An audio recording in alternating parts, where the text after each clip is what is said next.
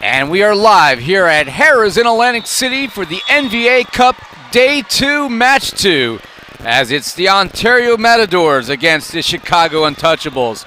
Chicago yesterday took a 3-1 win over Dallas to pick up their first win of the season. Ontario, well, they faced a block fest yesterday and dropped a match in 3 against the OC Stunners. I'm Ira Thor, joined alongside Nick England as the first match today. That one delivered. That one delivered and then some, and we'll see if these two teams that are both fighting for position in the NVA standings, well, we'll see if they have the same magnitude of a match as we saw in the opener. Chicago in the sky blue, totally untouchable uniforms, and the Matadors, one of our Southern California squads, wearing their maroon and gold as we are just about set to get underway here.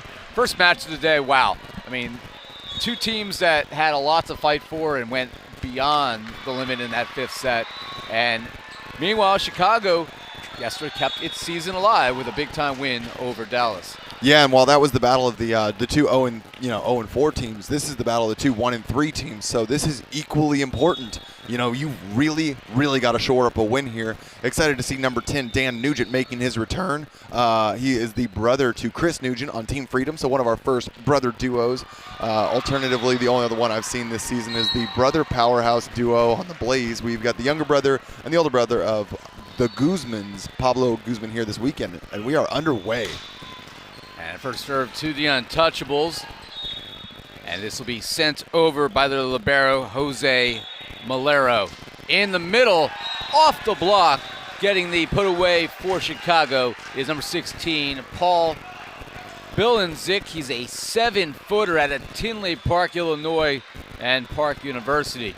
Yeah, Milnaziak was our guy, man of the match yesterday. The 7-footer had a stellar showing. And I don't see too many 7-footers at any level, and we'll see how much of a force he could be today. This will be a free ball, unable to swing away. They go to the outside, and it is going to be off of the antenna and then the block, so the side out goes to the Matadors. And now I hope you're ready for the tongue twister in this one that's coming your way, and that's going to be outside hitter number 9, Jake Milnaziak, alongside of Paul Milnaziak in the middle. That's going to get you tied up, and I'm glad it's you, not me, so have fun with that one. Well, fortunately, I have said Milnaziak, oh my goodness gracious. I knew his name and I blew it. Milnaziak's name because he played here in Jersey at Kane University, one of the Division III powers in this part of the country. And, of course, first chance I have to say his name. It's been a couple years, I guess. In the middle, and got a touch on that one. No, as that side out goes over to Chicago. So back to serve will be Ian Kapp, who was a collegiate teammate of Milnaziak, both playing at Kane University. Kapp, a 2-time AVCA Division III All-American. He'll serve. Big time and misses just long as he was trying to split two passers in the back portion of the court. And 3-1 lead. So the Matadors are on the board, and we'll see Jesus Serrano, 6'3" setter out of Guadalajara City, Mexico. Pass out of the back. They go right side. Dug up there by the Matadors and double block, getting it done at the net. It's a combination of Schweid and Milnaziak. Yeah, Schweid had a great day yesterday. He was a little hot and cold, but overall an integral part on the right side, helping the Untouchables get it done. Alternatively, on the side of the Matadors, make sure to keep an eye on Mauro Isek. He's a great player who's had experience playing over in Brazil. That's going to be number 12 passing right there. They go right side again and tooling the block for the kill. And it'll be a side out for the Matadors after Alvaro Hidalgo was able to put that away. The 5'9" outside out of Lima, Peru.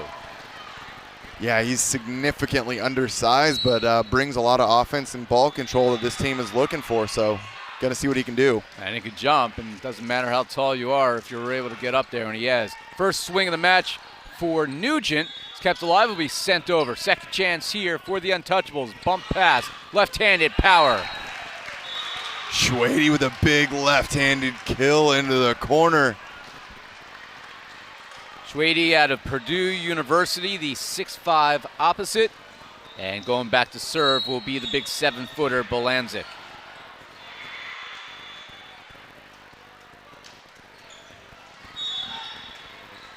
Down the middle, and that's quickly put away there for the Matadors.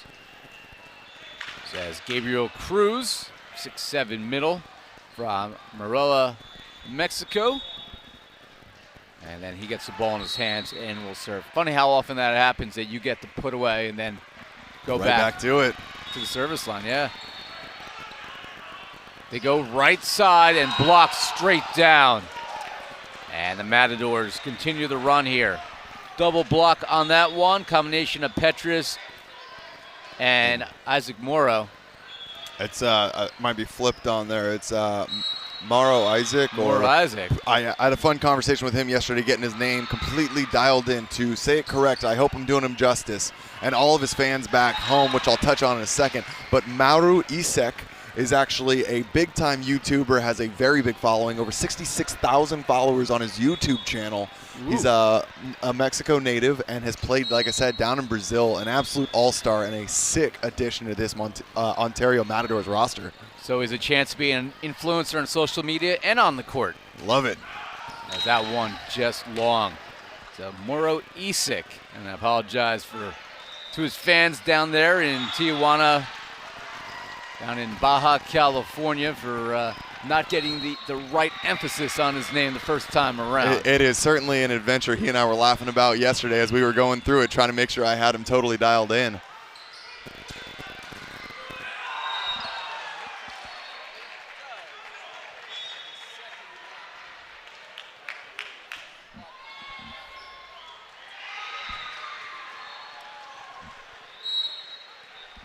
All right, there's going to be a serve from Vander Beek.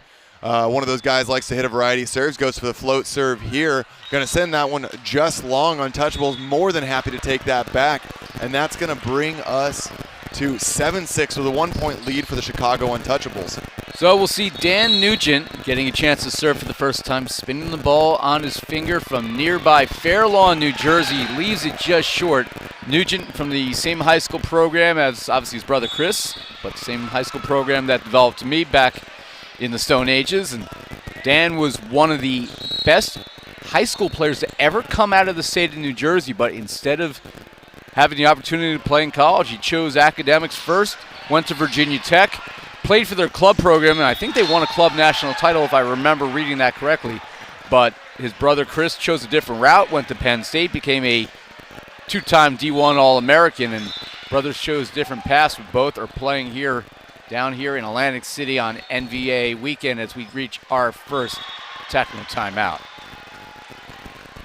Good success story. Their father has actually, in his retirement years, as I guess you call it once you're no longer playing, has gone the referee route and has become a proficient referee here in the state of New Jersey. So, well, yeah, I got to give a quick shout out not only to our referees who have been wonderful all weekend and all season long, but also there is a huge shortage of referees that is occurring throughout the country. And if you want to support the growth, that is actually a great way for you to get involved, figure out what it's all about, learn some of the rules, and even if it's helping at a local high school level, things like that are crucial to the growth of U.S. volleyball. So there's a way for everyone to get involved, and there's a great shot of the team that's here to make it happen, delivering great calls all weekend long. And while the players may not always agree with it, we know that they're taking care of us in delivering a high-quality product, one that the fans can be proud of and a part of, all the same.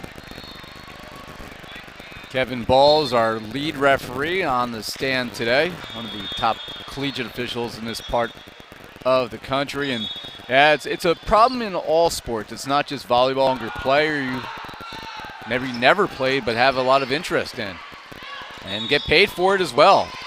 And that is put away off of the liberos. A valid attempt and another kill as Chicago continues to keep going to Kyle Schwady, the 6'5" Purdue graduate, and he's produced already, I believe that's 3 kills.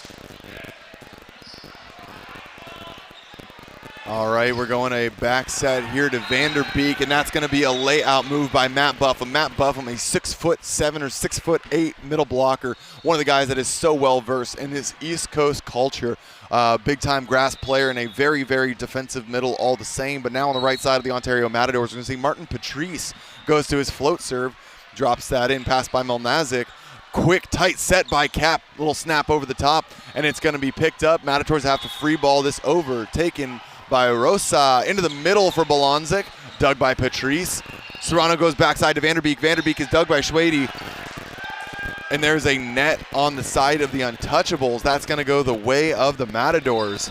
That's a great looking rally. We love to see that. Ian Cap showcasing his true talents there. A ball about 6 inches off the net. Able to shoot a quick one out to Milnaziak on the outside without getting in the net there, but a net still ends the rally later on a blocking move.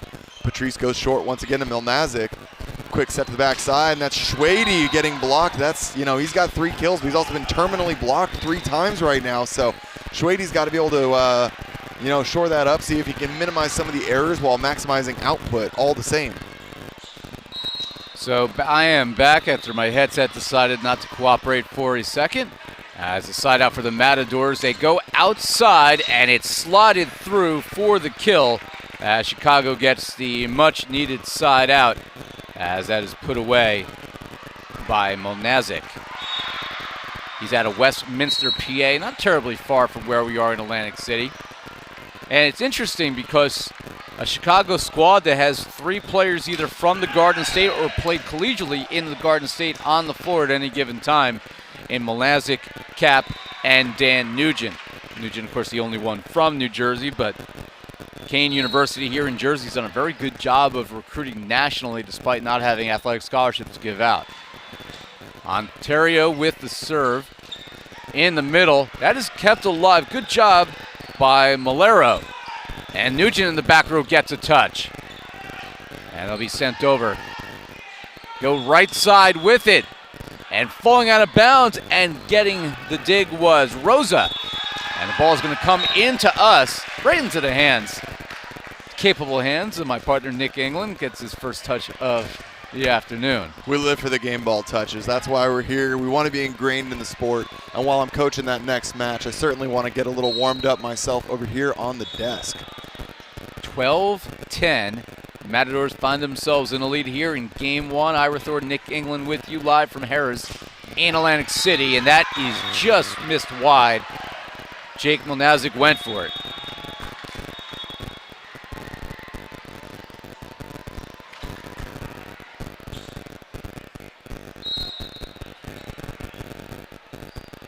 So the Matadors with the serve, using the net there. Great pass out of the back by Rosa. They go outside to Nugent, blocks back. Second chance here. They go back to Nugent, almost a carry. Nugent off the top of the block, and woo! Diving all the way out of bounds into the crowd. What an effort there by Malero. Not enough to save it, but the Juncos Puerto Rico native showing he can fly as he slid into the crowd. And you come out here, there's still plenty of good seats available for our ladder matches. And you may have a player land in your lap too. And in the middle, that was absolutely annihilated. Side out for Ontario as that is put away in the middle. Credit to kill to Cruz. A 6'7" middle. Gabriel Cruz will go back to serve. Second time he has served after slugging one in the middle. Great pass by Chicago. They go right side. The touch off the block. Cap goes right back to his former right side here as Schwede delivers. He isn't fazed by the fact that he got a tight set, was blocked back, was able to immediately get underneath that, and Cap goes right back. No fear in going to the same play 2 times. So back to serve here will be the Untouchables. Deep float. And miscommunication there as that pass pushed the setter into the net and ended up being a double call here from our referee, Kevin Ball. Certainly a tough spot there for Serrano. He's an aggressive setter, but he's back row right now, so his only option was try to figure out a way to get that set off. And we'll certainly keep an eye out. I guarantee you he's going to hit a couple balls and dump a couple with a lot of aggression throughout this match. Big swing in the middle, punched up and kept alive by Isak. Goes backside to Vander Beek. Vander Beek rolls over the top, and that one is going to hit the line or get a touch. Couldn't quite tell, but either way, it is a point for the blonde-haired Thor all the same. Finally nicknamed Thor by all of the Ontario Matador fans. If you don't know why, check out his hair, check out those braids, and more importantly, check out the hammer. That's his right arm. I don't know if I should be offended. I was the original Thor, but I'll allow him to partake in the name. He's certainly playing up to it. He's got the blonde hair that I do not have. And check those braids out. His hair is always on point. He likes to let the golden locks flow, but right now he gets the hair braid done. A well-versed player that plays an ample amount of beach and grass. Fun fact, he got a scholarship as a collegiate tennis player. He then transferred later on to start joining into the volleyball world, and if I'm not mistaken, he's the second youngest player in the NBA at a very old 23 or very old 22 or a very young 23. Rivaled only by Anguizzola, one of the outside hitters on the Stunners, who is 20 years old. He is a youngin' in the league. And would you know who our oldest player in the league is? Well, it used to be, I believe, Russ Holmes before he finally hung the jersey up for good. The owner of the Utah Stingers played last November. But as of right now, I don't have that one off the top of my head. But as a little nod to my guys over in Utah, I'd have to say that Team Dad over there might have one of those guys.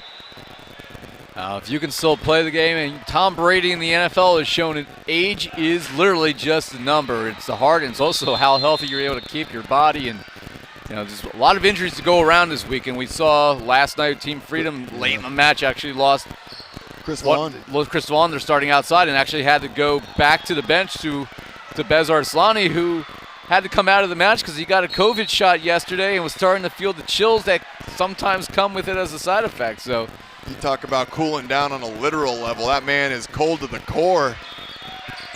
After the technical timeout, and that will find the spot in the back corner. That's put away for Chicago, who gets the side out, cuts the deficit to 2. As Matt Buffum, who actually trains with Team Freedom, one of the players that does train locally, despite playing in Chicago, 6'7", Chesterfield, Missouri native, gets the put away. That is poked over. Here's a chance. Cap is going to go for it. From the back row, Thor. No.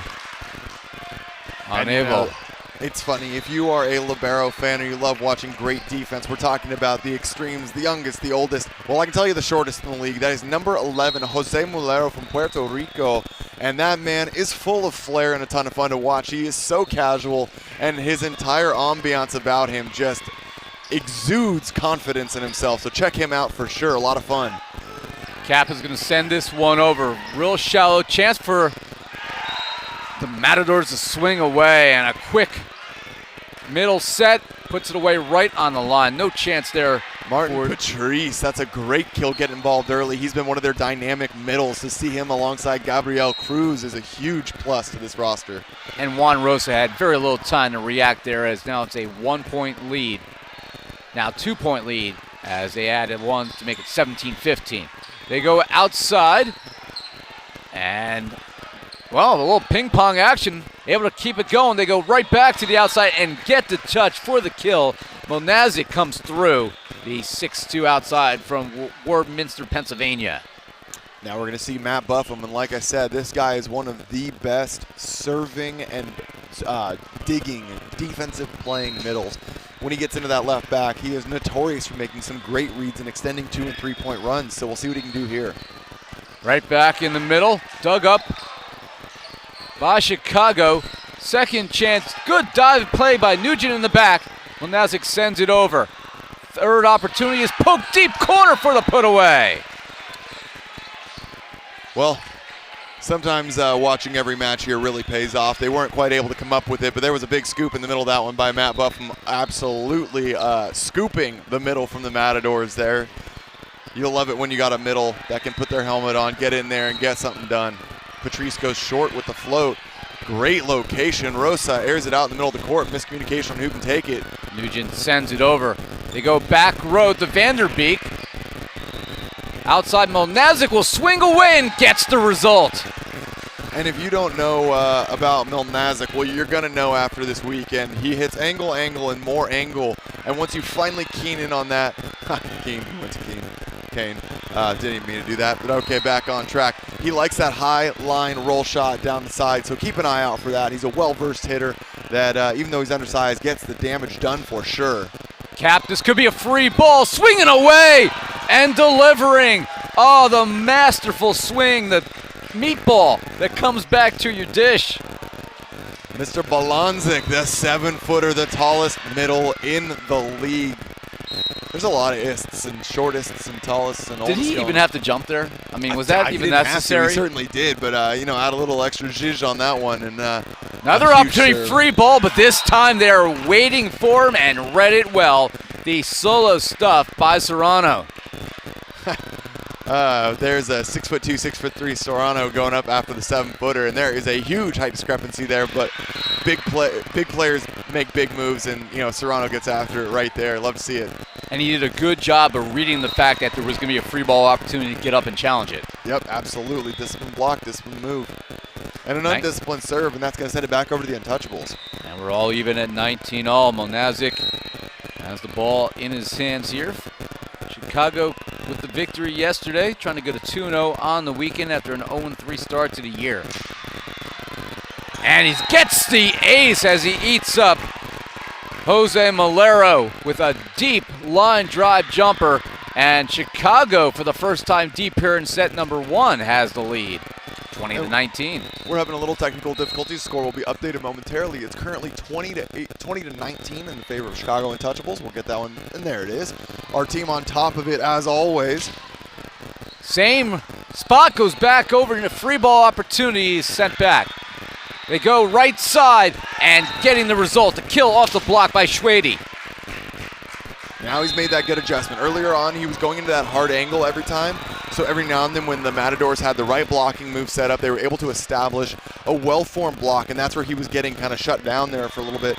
But now he's changing up some of those angles, challenging the line block, going high hands, and just showing a variety of different swings. It's paying off in leaps and bounds. Love to see Schwede battling back in the first game like that and showing what kind of value he can provide here on the right side. Now, Ian Cap was, talk about young players, member of Chicago Untouchables, was just named a second-team All-American this past year in Division III for Kane University, despite the fact that they played a limited schedule. They did have first-team All-American squads this year. They did have an NCAA tournament, which was nice to see. But Cap didn't play last year in 2020, and really has been a player, I think, who's been underrated through his career. Can you talk about the significance of adding such an experienced player to your roster and how that has made a difference here as Chicago is trying to transition through its second tournament of the year? Sure, he's setting now. He's played libero. He played outside hitter when the Tennessee Tyrants, before they were the Texas Tyrants, they didn't have enough outside, so Cap was balling out as an outside, all the while being the most lethal server in the NBA. He was able to bring back in Utah. There was a 6-point deficit that he overcame when they were playing the LA Blaze by hitting 6 aces in a row to win that. And you're seeing it here. He's earning overpass after overpass, an absolute critical part of any roster, and Chicago is happy to have him. From the back row, Thunder kept alive by Cap. And they poke it deep. What are they going to say? It's a lift. And I believe that's going to indeed be the call. Still an impressive feat there by Cap to not be annihilated. I just talked about being a libero as well as an outside as well as a setter, and that's what you get. When you've got a guy that is good enough to make libero moves in your right back spot, he makes big-time digs, and there it is. Lima with the pass. They go. Nugent's going to use that beach experience here in Jersey to poke it over, keep it alive. Off the block. And we have a joust at the net. Cap goes to the middle with the left hand, won't fall in. And it'll just be a free ball chance. Can Chicago come through here? Can they capitalize? They go to the middle. A diving save by Malero. Fourth chance for Chicago. And this time, slotting it through for the winner. Wow, what action. Coming in clutch once again. Jose Mulero with 2 one-handed diving stabs in there. Cap delivering falling set after falling set. Location was on point. Both teams selling out to make that one happen. You'd love to see that. Credit to Juan Rosa, the libero for Chicago, with 2 timely pickups, and serving here is Milnaziak. In the middle, put away for Ontario. They have tied it up. And we are even at 22-22. I misspoke. I said Cap was a 2-time All-American. He was actually a 3-time All-American, sophomore, junior, and senior years at Kane. Well, let's make sure we don't undersell our guys like that. Yeah, well, you know, I didn't look back far enough as that sails into another ballroom. You know, I remember the year we had in 2019, and obviously this year, 2021, but man, he emerged in 2018 when Kane made an NCAA run and never made it to the first-team All-America squad. It was a 3-time second-teamer, but talk about being understated his value. Being All-American 3 times and consistently leading his team. Meanwhile, it's 23-23 as we are now, well, it's a race to 2 to see who can take this first set, and Vander Beek, my namesake, has the ball in his hands. Cap in the middle, off the block, covered by Mulero, and then poked wide. And totally laying out there was Rosa, and he recognized that the ball was going to trickle wide and immediately pulled his arm back. And that's why you make that effort move. You go all the way so that you have the chance to make that decision, because if you don't make the move, you aren't ready for it, then it's not up to you. And He got to make that decision. He was in control all the way. And I just want to say a quick thank you once again to Harris Casino. And if anyone's in the Atlantic City area, you want to swing by and see this in person, be sure to swing by. And there's a great opportunity to swing by the NVA booth that is here by the NVA main court to grab some official team gear and some official league gear. All the teams support that. And if you want to talk about support, every one of these teams is doing their best to create content that you want to see, you want to learn about, and you want to engage with. So be sure to check them all out on Instagram. And if you don't know who should be your favorite team, I am sure there is a team for everyone. So get on Instagram, go check out NVA USA, and you'll see all the teams on there. And they've all got their own individual pages, as well as NVAUSA.com. And finally, for the plugs for the league, if you're checking us out on YouTube, be sure to hit that like button. Be sure to subscribe so you don't miss the quality content that the league pushes out weekly with our Quest for the Cup YouTube series. Now, get some swag when this one's over. We are on set point here. Chicago, well, we're going to continue on as that free ball is punished by Serrano, who doesn't give a second opportunity. And we are even at 24-24. And it's a chilly day here in Atlantic City. Temperatures are in the 40s this morning with the really stiff, cold rain. And it'd be a good time to pick up some NVA, maybe a long sleeve t-shirt or maybe even a pullover on a day like this, as that is a line drive, but down the line and out of bounds. And another side out set point opportunity. Serving here for Chicago will be Matt Buffum, the 6'7" Elmira College alumni. They go outside. Roll shot is short, and the bid by Hidalgo is no good, and Chicago with smiles on their face as they are able to prevail here in game 1, 26-24. And that was an exciting one. You see some exchange there between Schwede and Milnaziak. Happy to get through that one with the W. Yeah, and that's there's a dynamic duo right there. We want to see Milnaziak get a little bit more involved in the offense. I mean, he is such a defensive, critical part of their defense with the blocking moves he's able to make at a sterling 7 feet tall. A true 7-footer. I've had the opportunity standing next to him and feeling short all the same, and I'm 6'4", so when someone makes me feel that small, I'm like, oh, yep, you're not lying. That's the real thing. I think his Instagram handle is something along the lines of Paul too tall for you. And it couldn't be more true. No, I've done that for years. When I see a roster and I see somebody listed at height, I'm 6 foot, maybe 6'1", but shrinking, and I'll casually a little walk across the court and I'll just poke, look to my left and see, are you really 6'10"? Are you really 7 foot? And sometimes you could tell there's an exaggeration, but he's a 7-footer as There's true no as there is. exaggeration there. And anybody that's getting a hit against him, they can find that out firsthand if they want to challenge those hands up there with the swing. And it's not only is he 7 foot, but he can certainly jump for a big guy, and his ability in the middle. This is certainly going to come down, I think, to the middles in terms of on these free ball opportunities. There's been more free ball opportunities than you would expect for a first set, and I think it's going to be which team's able to kind of limit that is going to really have an opportunity to set themselves apart here as we move through game number 2. You don't want to fall behind 2-0 here. Second day, I wouldn't think anybody's tired yet, but it's a long weekend of volleyball, and every one of these matches are meaningful. For those fans who are home who don't know the playoff, how it's set up, and that's going to be in July after our June event, which is in San Bernardino. That is the weekend of June 12th and 13th. Yep. But can you explain how the final NVA Cup's going to work? Absolutely. So we've got 2 conferences, the National and the American. And that final event in July, the top 4 teams from each of those conferences will qualify. Now, the way that they qualify, it's just a simple head-to-head record. Top 4 records go, and we're also doing FIVB scoring to earn points. That's going to be the tiebreaker. So what that means is the manner in which you win or lose really matters. So you earn 3 points if you win a match 3-0 or 3-1. If you win it in 5, you get 2. So the Ramblers yesterday got 2 for their win. But because the Stingers were able to send it to 5, they were able to earn a point. Now, if you lose in 3 or 4 games, then you get no points at all. So the way in which you play the game actually will matter. So we're at that point where the first event, everyone kind of put their toes in the water.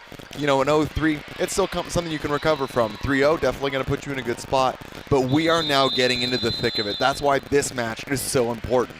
Both of these teams at 1-3 right now, getting that win to push you to 2-3 is going to help put you in a spot that you're not battling with that 5th seed to make sure that you're not the one knocked out. Because when we roll around to July, you don't want to be those 2 teams that don't make it back. And that's why it was not necessarily a bad loss last night for the LA Blaze when they lost in 5 to Team Freedom. Obviously, you want to pick up the W there if you have the chance, but they were still able to establish the point. Our first match today, if Dallas is able to find itself back this weekend and in the June event, that point by going to 5 against the Southern Exposure squad could come back to help them later on. Obviously, a big hill for them to climb now, being now 0-4. Yeah, and it's really one of those critical things when you're in the thick of it all. Dallas Tornadoes, they're going to be trying to make a late season run here. They've got 4 matches left to try and pick up a win, and they're going to need at least 3, I think, there of those 4. We'll see as the conferences unfold, and every day we're throwing that graphic around, and you'll get a chance to see exactly what it looks like. But for right now, Dallas Tornadoes, they're going to need that point because in case it goes to a head-to-head, if they're the 4th, 5th seed combo, like that tied location, they're going to absolutely need that point when it comes down to it. So we'll keep an eye on that, keep you guys filled in. Love you bringing us back to that point so everyone knows exactly what they can expect. But we are back underway with Chicago Untouchables in a big offensive swing. Take it away. So I'm in the back row, and that is stuck off the extended arms of the blocker as the Matadors, they break through first. Credit the kill to Isik, the Tijuana native. Gets the first points here for the Matadors. And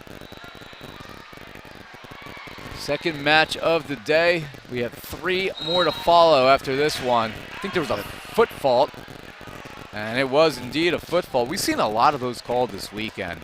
Yeah, and that's one of those things that we've got you've got probably 12 to 15 feet of clearance back there with the sport court, but everyone likes to use all the space they can. So when you get these big jump servers, everyone's tossing aggressive. They're tossing into the court, and they want to go after it. So you talk about going after, though. Put your helmets on. Here comes Ian Cap.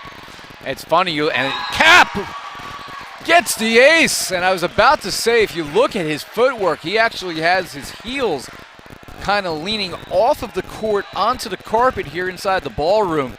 And, he's actually starting with his toes pointed up by doing so. I just want to say a big shout out to Cap for me teeing him up for the big serving pressure, and then he just delivers that ace. I appreciate you and all that you do. If you can do it one more time, everyone in Chicago would be very thankful. Almost delivers there. That's run down by Malero, and Vander Beek leaves it short. As a server yourself, is that enough clearance space? Do you prefer more? Do you prefer less? What's your preference? For 95% of your servers, that's going to be more than enough. But, another foot or 2 maybe removes all doubt. but it's really that guys are going to use all the space that you give them most of the time. So it's on the athletes to make that adjustment, and Cap, showcasing exactly what that takes. Once again, out of system, the Matadors have to swing because of the big serve from Cap, and slugged away, put away. Ooh, do I get a souvenir? I do not. Schwady with the winner. I thought that was coming my way, and you got a touch. I got to get at least one. Yep. Scores 1-0 on the sideline. England over Thor with the game ball touches. Touches by me may ruin the ball at this point. Cap will serve as well. And no, he just misses block. I love how he is just going at it every time. No fear. Obviously, early in the match, you can take more opportunities, more chances than you would if it was a fifth set, but he is absolutely a warrior back there as the setter for this Chicago squad. And that is the return fire as the Matadors get within one. The ace to Hidalgo. Big time swing by the 5'9" Peruvian. I love how we also have, despite this being a U.S. league, another ace back-to-back by Hidalgo.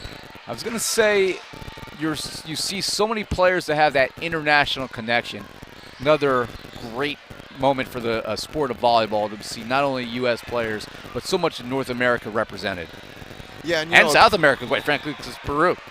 And a huge part of that really comes down to people want to know how to get involved. And right now, in the with the NBA being so young, what it comes down to is if you want to get involved with these teams and you've got a skill set that helps the team out, the commitment level is what makes the difference. These guys, there's about 5 to 6 guys per each roster that plays professionally, internationally as well. So they're able to come in and just focus exclusively on this. But the rest of the guys on the roster, they work 9 to 5s. They're doctors, they're teachers, they're accountants.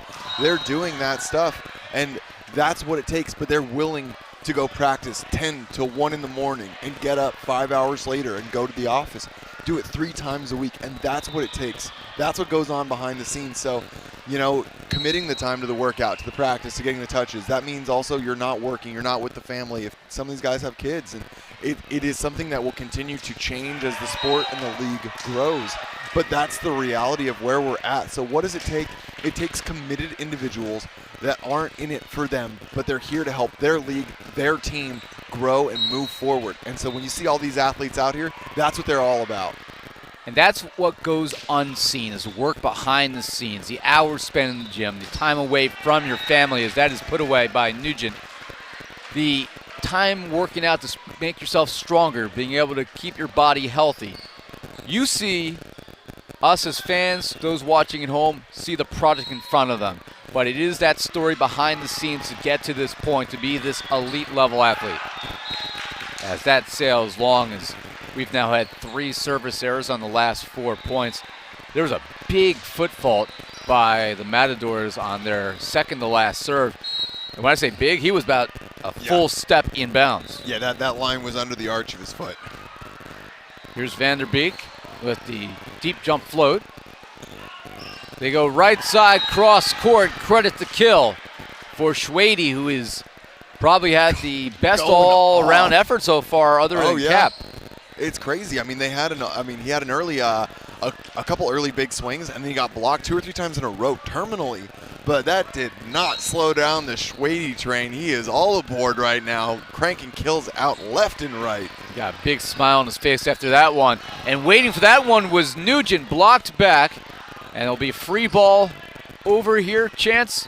Cap sets up in the middle. Thunder from Buffum.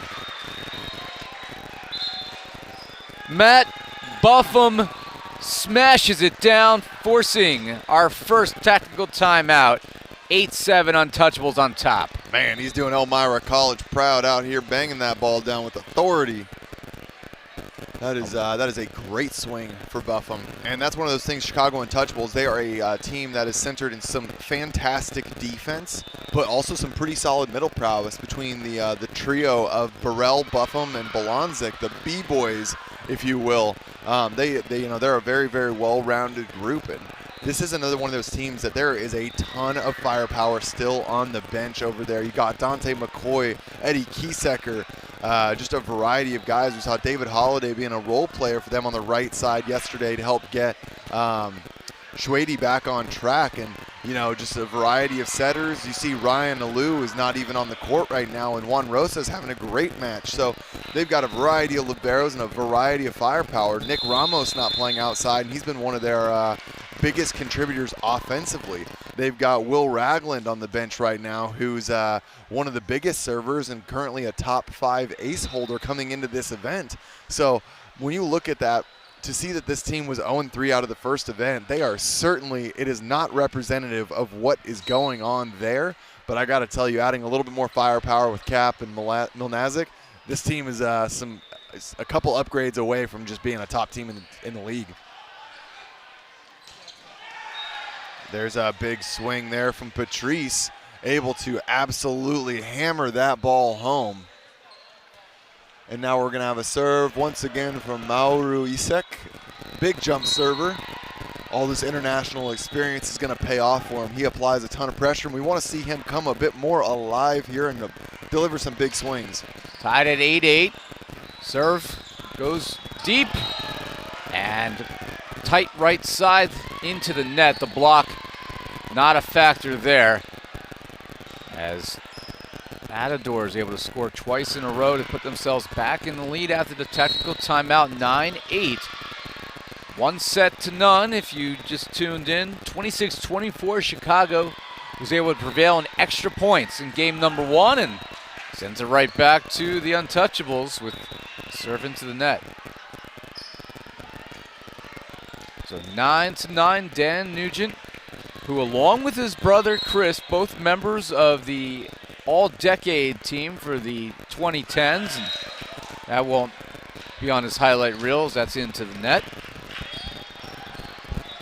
Dan Nugent, Chris Nugent, both out of Fairlawn, one of the top high school programs in the state. Southern Regional, which has produced a number of Division I players, is probably the closest major high school program to where we are here in Atlantic City. They go outside. Milnaziak swings away, dug up in the back row. And off the block. Did it catch Serrano going out of bounds? Absolutely did. And you love to see that if you're the Chicago Untouchables. A great move that they stuffed straight back down. It was the doggo, not Serrano, so I apologize, as that results in the side out. They go back, and the second time around putting it away. Never twice. He's not going to get stopped that easily. So it'll be Serrano, the 6'3" setter. He'll have the ball in his hands and leaves it short. So many service errors so far here in our second set.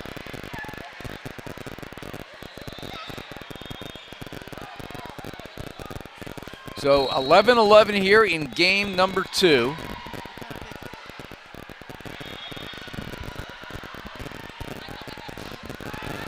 And that goes long.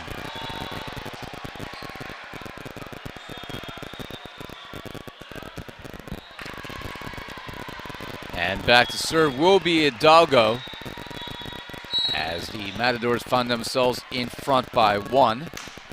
And another, oh my gosh.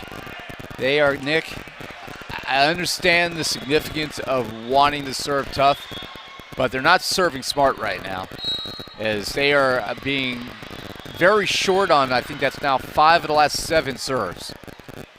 Got to give yourselves a chance to at least play here, because that's off the tape. And Vander Beek says enough as he slugs that through the block. Yeah, and you were talking to bring it back and kind of focus on that the serving thing. An interesting counterpoint as well. It's aggravating to watch missed serves. The thing that is so important to keep track of is they've missed that many serves that they haven't played the point and they're tied up almost. So that's a little scary for the Chicago Untouchables that you've seen now 6 service errors. So that means that almost half of your points right now, you didn't even have to play to earn. So if Matadors cuts that in half, all of a sudden you might be in a world of hurt. It just really comes down to, so while it is, it might seem all bad, there is another side to it that Matadors might really be able to take advantage of, but we'll have to keep track of that, and hopefully there's there's a pot of gold at the end of this rainbow of missed serves. That's a pot of gold there for Chicago. Double stuff. Buffum largely responsible for that one. Nugent involved as well. Big time block. And it is a side out and a point for Chicago, leading by 1 here midway through game number 2. And net violation on the Matadors. I think they're trying to say it was against Chicago. It hit the antenna, I believe, on the way by. They may have. We can't really see it from our vantage point where we're sitting, but they asked to speak to the line judge on that side. And that is what's going to happen. Our down official will have that conversation. And they do award the point to the Matadors. Ball's out. So the score gets reversed. It's 14-all now. And Chicago Untouchables, you know, I like this about the Untouchables. They're not going to argue it. It doesn't matter what they feel. Maybe they know exactly what's correct, but they're just going to let it happen, and they're going to go right back to it. And you know, don't let that deter what you've got going mentally right now, because you just got to come out here. You got to play the whistle, and you got to make it happen for you. Vander Beek, who played his collegiate volleyball at NAIA Westcliff. That's blocked back, and a very tight set did not give Chicago much to work with. And the lead goes back to the Matadors as we've had so many lead changes here in game number 2 after Chicago had to come from behind to win game number 1. These two teams certainly playing a competitive match. Vander Beek with the line drive. They go right side and slipping it through for the winner with Schwede. He's got to be in double figures in kills already. Yeah, no, he is absolutely having a field day right now, and it's not for the lack of effort. That's a great double block. Patrice gets all the way out there. When you're an attacker going up and you see the double block, what are you looking for to try to be able to find a way through those hands? Well, it really depends on, you know, my set location, what position I am. You know, it's one of those, it's an algebra equation with about 15 different variables. It's where is my setter locating me with the ball? How have I been hitting thus far? Have I been able to find some success? Where is their defense setting up with me? If I go with a roll shot over the top or a tip over the top, is that going to fall down because the team's currently respecting how much offensive effectiveness I've been able to establish? You know, there's an ongoing joke in the SoCal gym, so I still train with the Las Vegas Ramblers. And in that gym, we have half of the squad, so our team is practicing in Las Vegas and half in Southern California alongside Blaze and the Stunners. There's an ongoing joke I have with Nick West, one of the middle blockers from the OC Stunners. And the joke is that we're not allowed to leave a good training until he has blocked me straight down. So to answer your question, you know, I look at him. He understands my arm swing. He knows what I want to do. If I see him blocking me, I'm not challenging him angle. I don't care if it's Jair Santiago, a 6'10" blocker in front of me.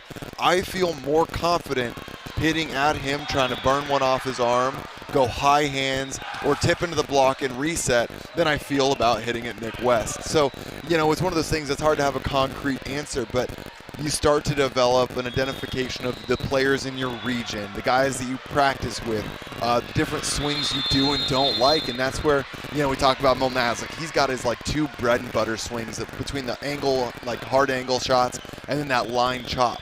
And so, you know, you see that. That's what players scout, and it just creates this huge game of cat and mouse. How do you adjust your defense? How likely is that guy to get set? So it's this really complicated thing, far more than just see ball, hit ball. And that's another edition of England's Insights here as we come out of our technical timeout. Chicago leading by 1. They go back row. Oh, with authority, high off the chest, put away with the winner by Hidalgo. That'll leave a dent in the chest of Juan Rosa.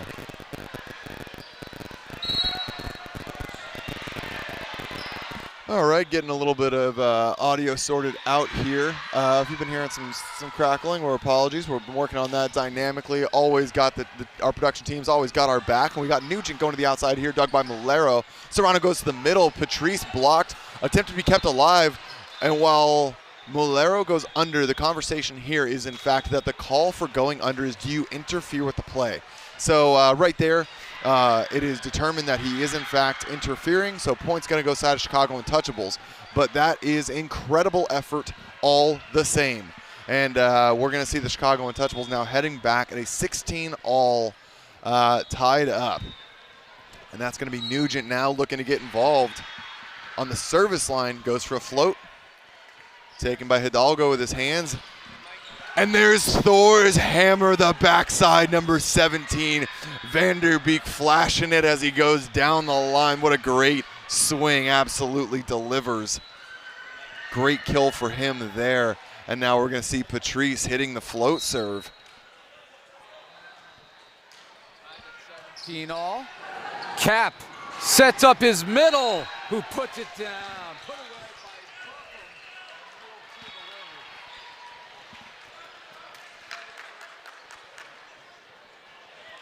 and Chicago trying to find a little separation here as we get later in game number 2. Apologies, we know that the audio is still getting worked out. How is he coming through, guys? Is he good, or try it again? I've been awesome. I've been so excited I broke our mic. First one went down. That's the other power of Thor. Off the hands. Oh my, what a kept set. alive, and then Cap is able to find it off the block. They go outside, cross court wide. Did get the touch? Oh, the Matadors disagreed, but the touch there gives the point over to Chicago. We'll see the Buffum with the ball in his hands, and now a 2-point lead for the Untouchables. And you can probably hear, I don't know if you can hear it as loudly as I can, but it has really gotten loud here in this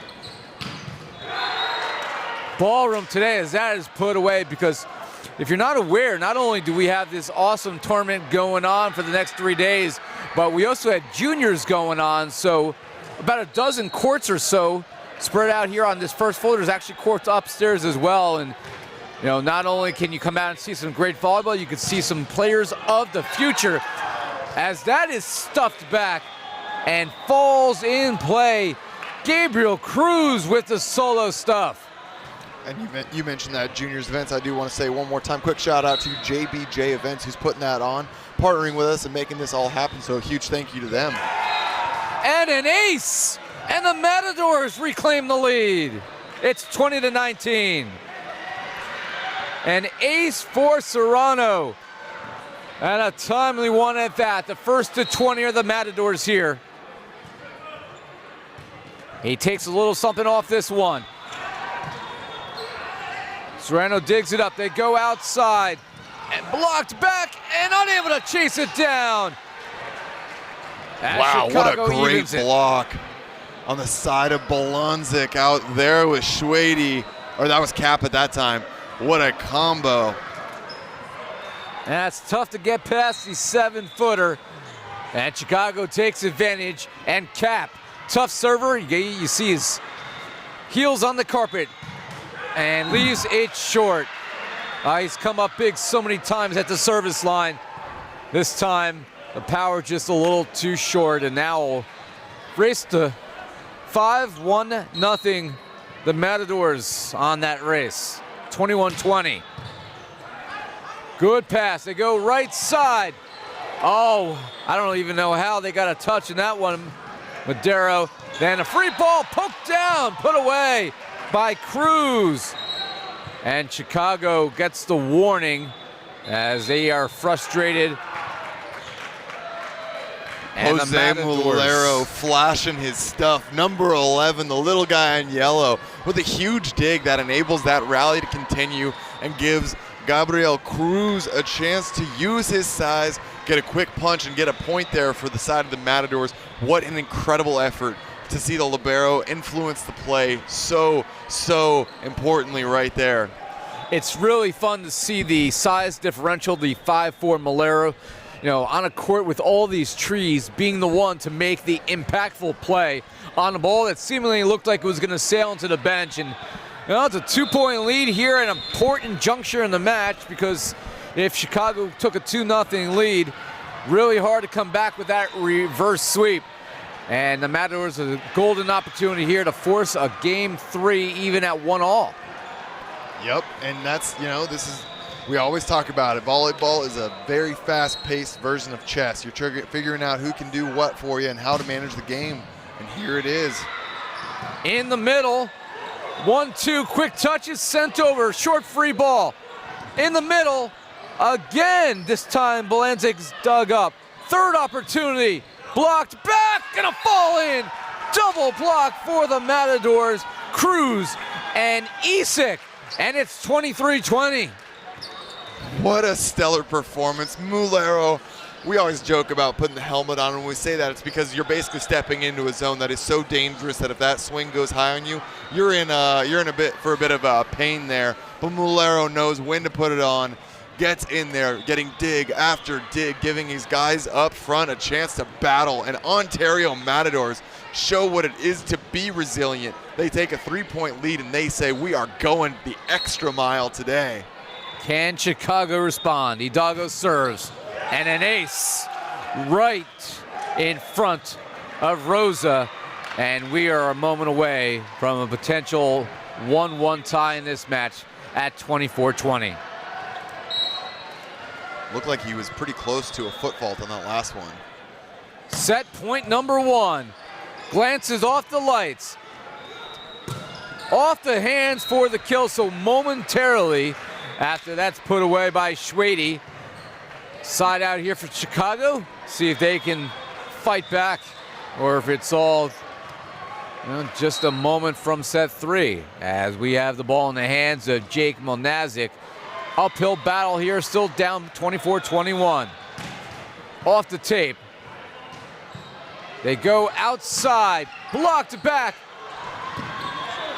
Wow, I don't know, was that a double touch? It was. I think they tried to get away with that one as Mulero got the first touch and then touched it again and tried to see if anybody would notice. We noticed. I didn't. I noticed, but he's also about to run to my in front of my face. I also have a cameraman. Yeah, you can't see through that guy. No X-ray vision here at the table. 24-22, and that'll do it. As a very tight game number 2 saw the Matadors make a couple key blocks and get the result here, 25-22, and we are even at 1 set apiece. Wow. You love to see that. The Ontario Matadors coming in with a variety of, they're scoring effectively, but it's really, from Mauro Isak and, Jacob Vander Beek, there's a lot of offensive power right there. You're seeing a lot of offensive pressure from Hidalgo, number 4 on the back line. But Patrice and Cruz in the middle right now are really making it work. They're getting a lot of block touches. They're going pin to pin. They're making it happen to slow the ball down. And that's what we heard at the end of the last match when you were talking to D'Agostino. It was so important. He said, our middles are being top tier. They're getting block touches. They're slowing things down. And at this level of volleyball, if you can't block, you can't play the game, don't even try, because these swings are way too big and way too offensive. So we're seeing it really come in right now. And the Matadors have a great crew of middles that have been a little hot and cold at times, trying to find their overall effectiveness. And right now, there is no question they are putting in the work, getting the damage done, and looking great while doing it. They are making an adjustment to the net here as we are between sets 2 and set 3. Do you see any changes forthcoming for either of these squads, or are they going to go back with the horses that got them here? No, I don't see any reason to change anything at all. I think both of these squads are getting after it. If you're at the side of the Chicago Untouchables, I think there's a little bit of passing you can clean up to get you a little bit back in system and just create consistency. Because right now they're just a little all over the place. They're going from a perfect pass to a little bit out of system. So kind of sorting that one out is a big part of what they've got going on. Now, if you're the Matadors, this is where they thrive. They want high energy, high intensity, almost the high risk, high reward play where they're in there to scrap, to play for the big digs, the flashy plays. Then that ends with a high ball out to a pin after getting a huge dig and letting your big killers like Vander Beek and Isak put that ball away and just let them handle business. And it's working so well. They're a well-rounded team finding points. So certainly looking good for them.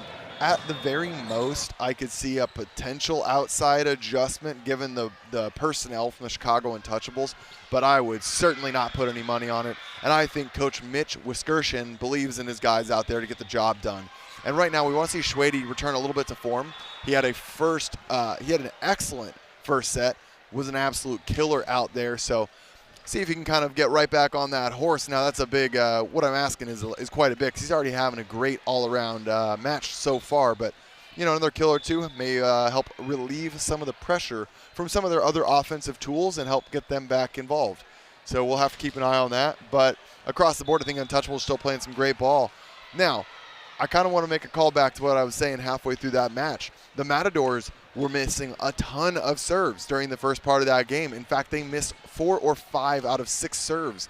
And all the same, they were tied up at 12 or 13 with the Untouchables. So it speaks to how much they were willing to ride and die by their serve right there, because they knew if and when they started to find it, they were going to be able to apply so much pressure, it was going to put them in the driver's seat. With that, they've had Hidalgo find an ace or two. They were able to get so much pressure generated, it really paid off for them. So while you want to hope that if you're the Chicago Untouchables, that you can just ride those missed serves, it ended up backfiring in the sense that they still could not win that game with all those missed serves. You need to make adjustments to the net here between sets 2 and 3. And not sure if that's a result of all the serves that went into the net, but the players are trying to stay warm here on the sideline. Am I still having problems with my headset? Looks like I am, so I'm going to go silent for a moment. And I'm going to go right back to it. You guys are running solo with me right now, and this is our production's way of telling Ira Thor, hey man, take a seat. We're doing some personnel changes over here on the sideline. So just give us a moment. We'll get it all sorted out. Just a little bit of the rain outside working its way into the audio from the static here. So we're just going to shore that one up and get you guys all taken care of. But thanks for hanging with us. If you guys are just tuning in, we are between games 2 and 3. A little bit of court maintenance going on. And we're just taking a little breather here. So we're about to get back underway in this best of 5 between the Ontario Matadors and the Chicago Untouchables. Our second match of the day. This one's going to be extremely important, as both of these teams are currently 1 and 3, and this match, whoever gets the win is going to go to a very important 2 and 3. After this, we're going to follow it up with a great match with the OC Stunners taking on the Las Vegas Ramblers. Yesterday afternoon, the Las Vegas Ramblers were able to take down the Utah Stingers. Both teams were 3-0 going into that match, leaving the victorious Ramblers 4-0.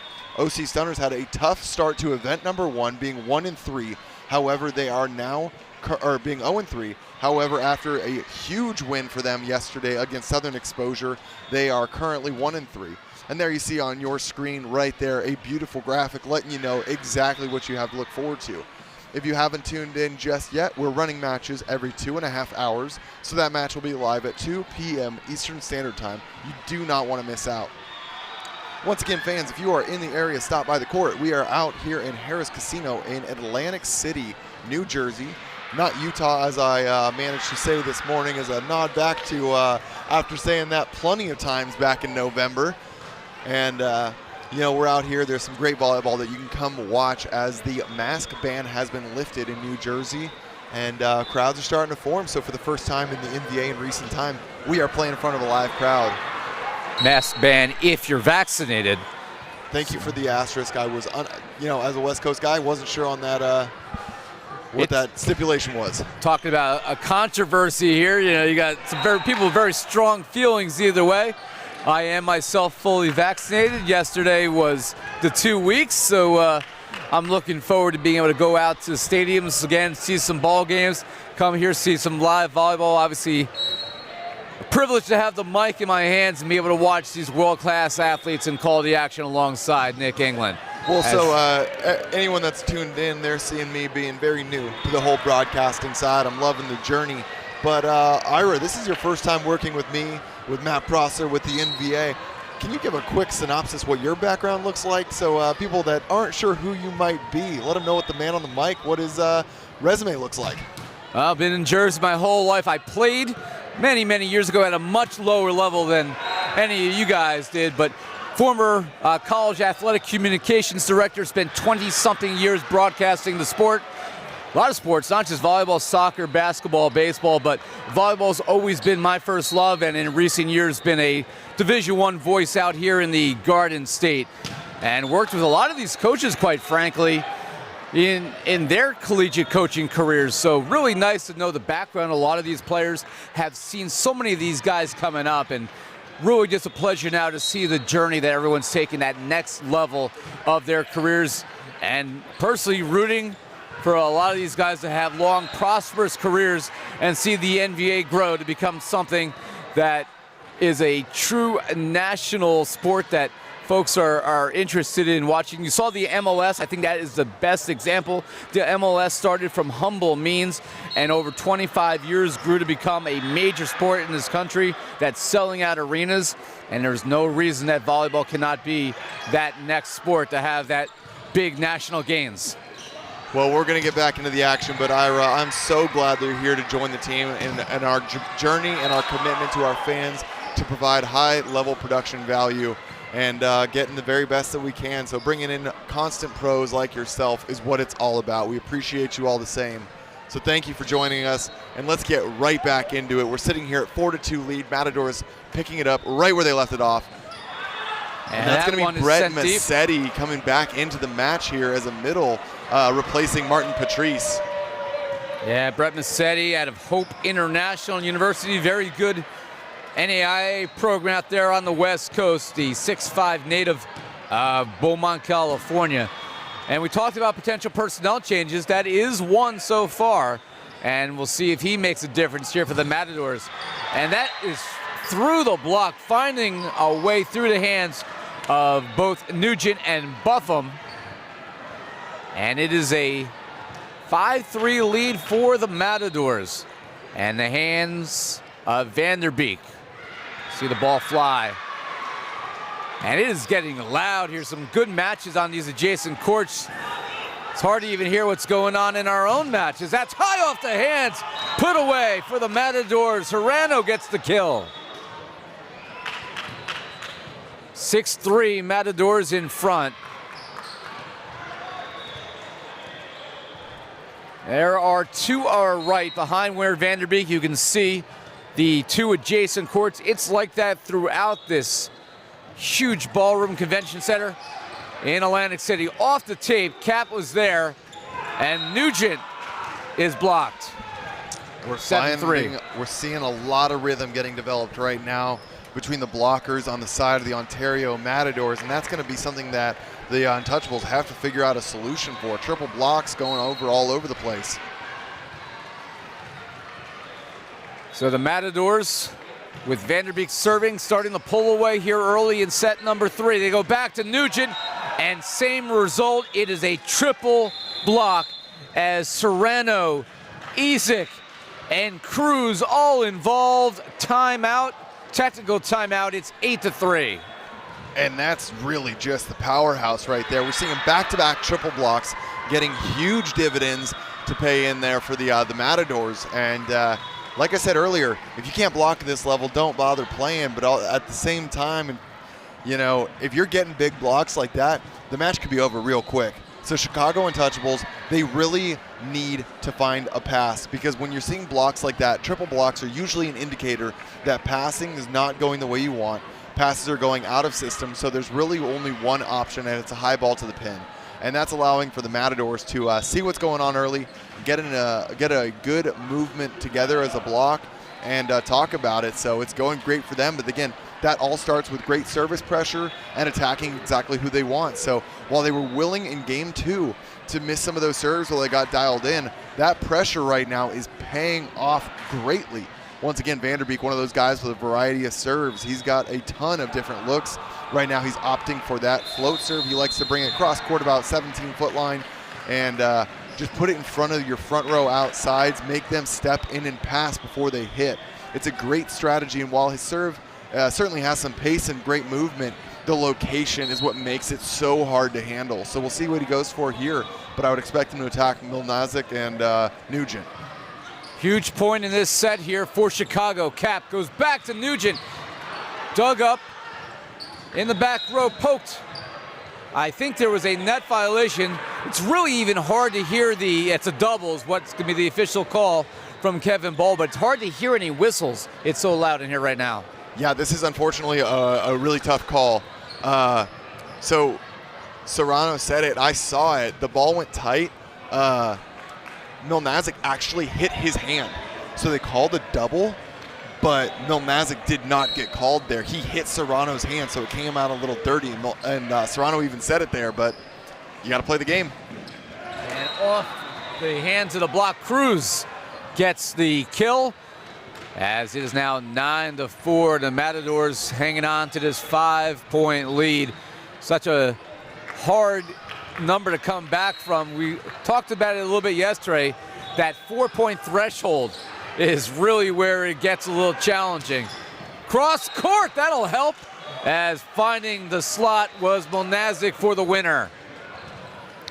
Really is the case, and one of the biggest things that we talk about, Matt Prosser will be joining us again shortly, catching a quick breather after that five-set nail biter earlier, but he's an ex-Cal State Long Beach NCAA middle blocker and ex-AVP player.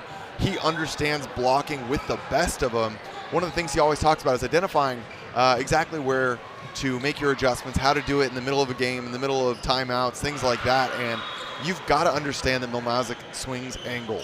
You've got to force him to make some adjustments, and that really starts with the pin blockers bringing their block another 1.5 foot inside, letting Cruz and Massetti get all the way out to you, but they're going to chase to wherever you set the block. That's your responsibility as a pin blocker, so it's on Serrano to make that adjustment right now. Matt had 16 blocks in a match against Loyola Marymount during his college days at Long Beach State. That is still a record more than 20 years later. So wow. Matt certainly understands blocking. And we're seeing Vander Beek, number 17, the all-star right there, who understands swinging. That's a huge D-ball. The cameramen already knew where to be looking, and that's who you should be watching if you're a fan of the Ontario Matadors. The dynamic duo on the pin of Vander Beek and Isak is a real powerhouse team to watch. And Milnaziak was able to put that one away, so still a 4-point lead, but Chicago is maintaining its chance to come back here in the third set by getting the side-out cap. Tough server will serve. He is standing just in front of Carl France, sitting in the chair there on the right, the new head coach of Fairleigh Dickinson University, which is launching a Division I program, as that is put away. Kill for Massetti.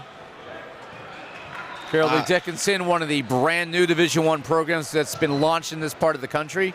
St. Francis Brooklyn a couple years ago as well. So the sport is continuing to grow out here on the East Coast. Tournaments like this certainly will help the cause. As a free ball opportunity, Massetti didn't even need the jump, just tipped it where no one was. Talked about it yesterday. Everyone always wants to get a big arm out and take a big slam swing, but right there, Massetti just sees an open hole and save that swing for another day. Just goes ahead and redirects the ball. Easy point.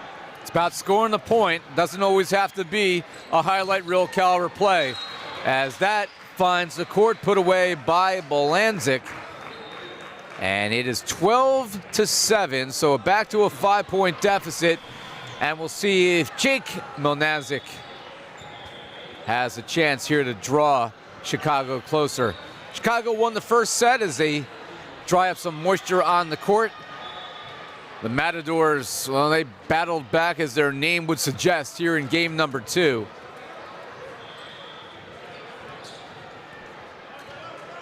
And as the moisture is cleaned up, all about player safety.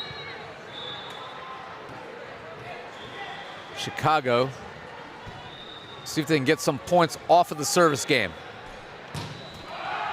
That is long. So the answer would be no. Well, they can certainly give the points, but not get them for themselves. So that's a tough one, and especially with Hidalgo going to the back line, someone that's already picked up multiple aces this match.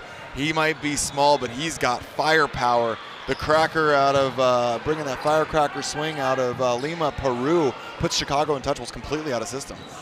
Nearly falls in. Are they able to save it? They send it over, does Serrano. Chance here in system. Oh, destroyed. Put away by Milnaziak. Well, those free ball opportunities, you see what happens. Obviously, if you're the Matadors, you just want to extend the play, but Chicago would take that all day if they could. Certainly will, and that's all about being in system. We'll see if Milnazik's able to generate some positive points here. Another tight set. Oh, stuffed there. Reach out and stuff someone. Kyle Schwede. That man is so full of energy, and that's honestly so important. The Chicago Untouchables team was getting a little bit down at the last event, trying to find a little bit of their rhythm and a little bit of their groove. But now that they've got some of this going, a little bit of that positive energy, it keeps the guys feeling, dialed in and making sure they're not losing track. Here's one of those stacks we talked about earlier, so they're going to number 4. Not a great pass at all.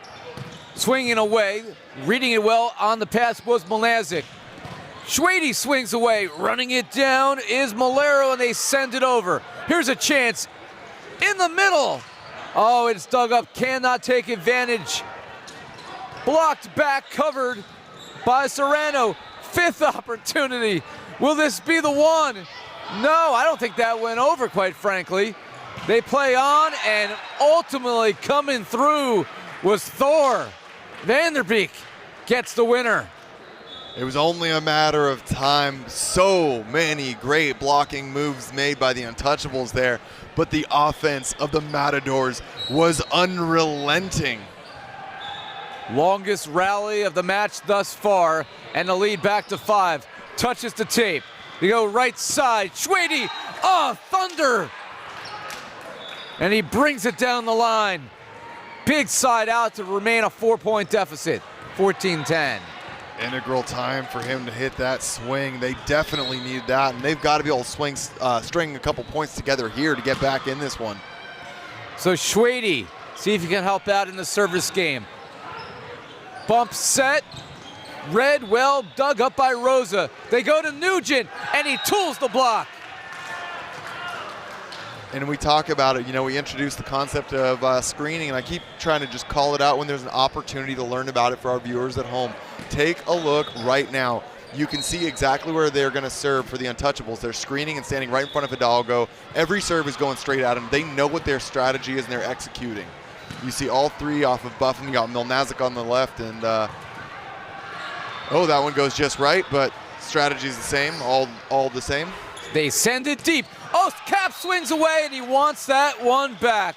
He tried to get crafty, and he just missed. It was the right idea, just couldn't get the execution. And that's where you love having a lefty setter as opposed, that's a hard turn for a righty to hit that far off the net. A lefty might be able to crack that one. So tough move there for Cap. But Vander Beek's going to get the serving opportunity all the same.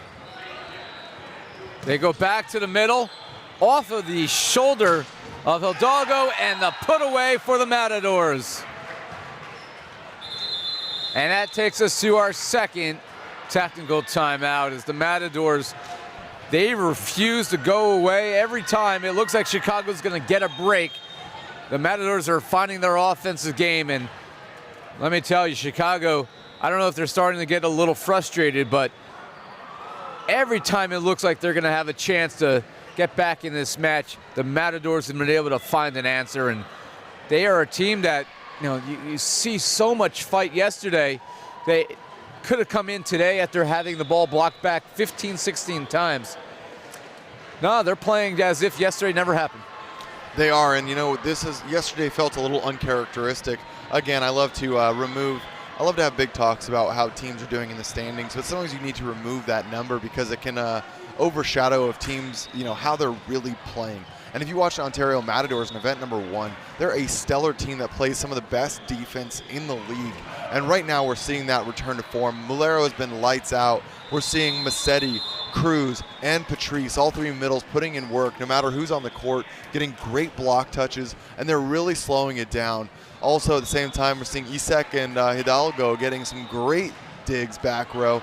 And, just all around, everyone contributing. So as a pin-centric team with Vander Beek and Isek as your main guys, they're just more than happy to battle it out, scrap it out, and then throw up the high ball. Like I said earlier, it works well, and now they're finding themselves in a controlling spot as a result. Free ball opportunity off of the serve, and then he free balled right back. Cannot keep it alive, and Rosa disagrees, but 2 free balls, neither side could capitalize. Ultimately, it's the Matadors who do, and Cap is gonna argue the case. I don't think Rosa got a hand on that one. You see the 2 liberos get together underneath the net, slapping hands. Both from Puerto Rico originally. I'm curious what their background's like if they know each other. But that's an out serve.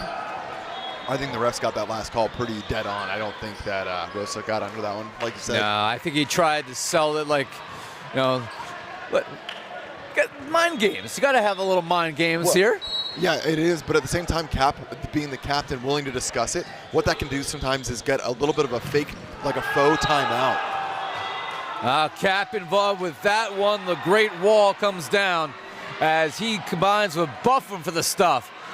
It was a 7-point lead for the Matadors. It is back to 4, so Dan Nugent to serve, and Chicago, I thought Buffett would swing there. He does that time. Oh my! Buffum annihilation. Wow. I thought Buffum had initially made a mistake not swinging initially. Maybe he had something a little bit more robust in mind. The old fake swing, fake set, real swing, point. That is dug up by Rosa. Running it down is Cap. And blocked back, they answer. The combo block by Serrano along with Cruz. The crucial side out for the Matadors. Could have been a 2-point swing there instead of being 17-15, and that's what we talk about. 18-14. That's what we talk about as an important blocking adjustment. They bring that block inside, take away that angle, and Milnaziak doesn't quite make the adjustment he needs to. They go outside again, tooling the block.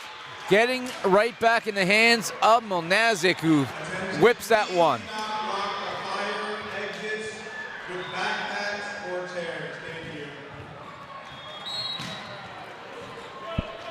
So after that safety announcement, you probably heard in our background, 18-15. It is packed here in Atlantic City. The whip is long as he swung hard at that one, but couldn't find a way to hit the court, and it is a 2-point game. Just like that, Chicago not going away. He unloaded on that ball. Free ball opportunity. They go outside, and cross court gets it on the tight angle. Put away by Jake Milnaziak. There was a really close one. I was watching the players there. Cap looked like he might have or almost touched that ball, the first ball coming over, and that's what the Matadors were looking to see if they were going to get a 4 contact call. But just like that, the Chicago Untouchables have been able to shore up some of their mistakes, get a little bit of the energy and momentum back on their side, and they are making a run at this one late here in the third.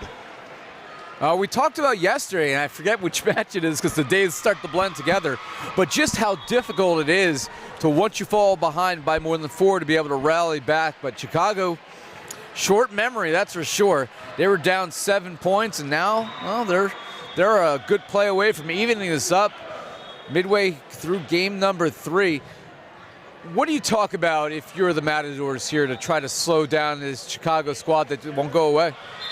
Well, I think the big thing is really just, once again, getting back in the flow of your serve receive, because you need to be able to reestablish your middles a little bit. I mean, your pin hitters are going to get camped the way that this offense runs, and that's okay. It is what it is. Those guys can battle with that and handle it, but you need to get back into that comfortable serve receive. Hidalgo and Mulero take a lot of the balls if they can, so that Isek is able to swing out. So we'll see if they can get back into it. Oh, that's one way to answer, as that is put away in the middle. 19-17 Matadors in front. They get the side out, so a useful timeout by the team in maroon. And that's exactly what we're talking about. A good pass, get the middle reestablished, see if they can help back open up the pins here as Vander Beek and Isek rotate back around. Taking a little something off that was Cruz, and not able to run it down as that ball is put away by the 7-footer Milnaziak. Ian Cap to serve to try to tie this one up. Best server on this squad. 19-18 here in game 3. Couldn't ask for a better guy to be on the service line right now. Oh no, that's 2. He went for it, he just missed. And it's 20-18. Anytime though, a Cap is a guy that will win you the match by serving. So the score does not matter. You let him crank that as hard as he can. So a 2-point lead for the Matadors. Serrano to serve. Good pass for Chicago, but reading it well to pick it up was Serrano. Blocked back here. Another chance for the Matadors. Right side, Vander Beek.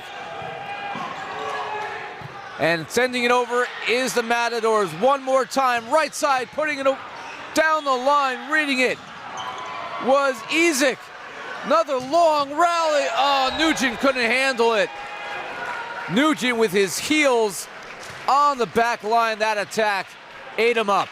And that was one of the best rallies we've seen. Mulero going all out. In the middle of that play, he went so far out of the right side of the court, he couldn't get back to left back defense.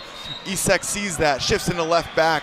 You see Mulero go into middle back, and then once Mauru's in left back, he gets another dig out of position, but certainly willing to make the swap. That is what high-level volleyball is all about, and it's these little details that can be so hard to see if you don't know what you're looking for, but that's what these players, these systems, these practices, they pay off because those guys knew immediately what they should be looking for and how they can help each other out, and it pays off majorly, forcing another timeout from the Untouchables here.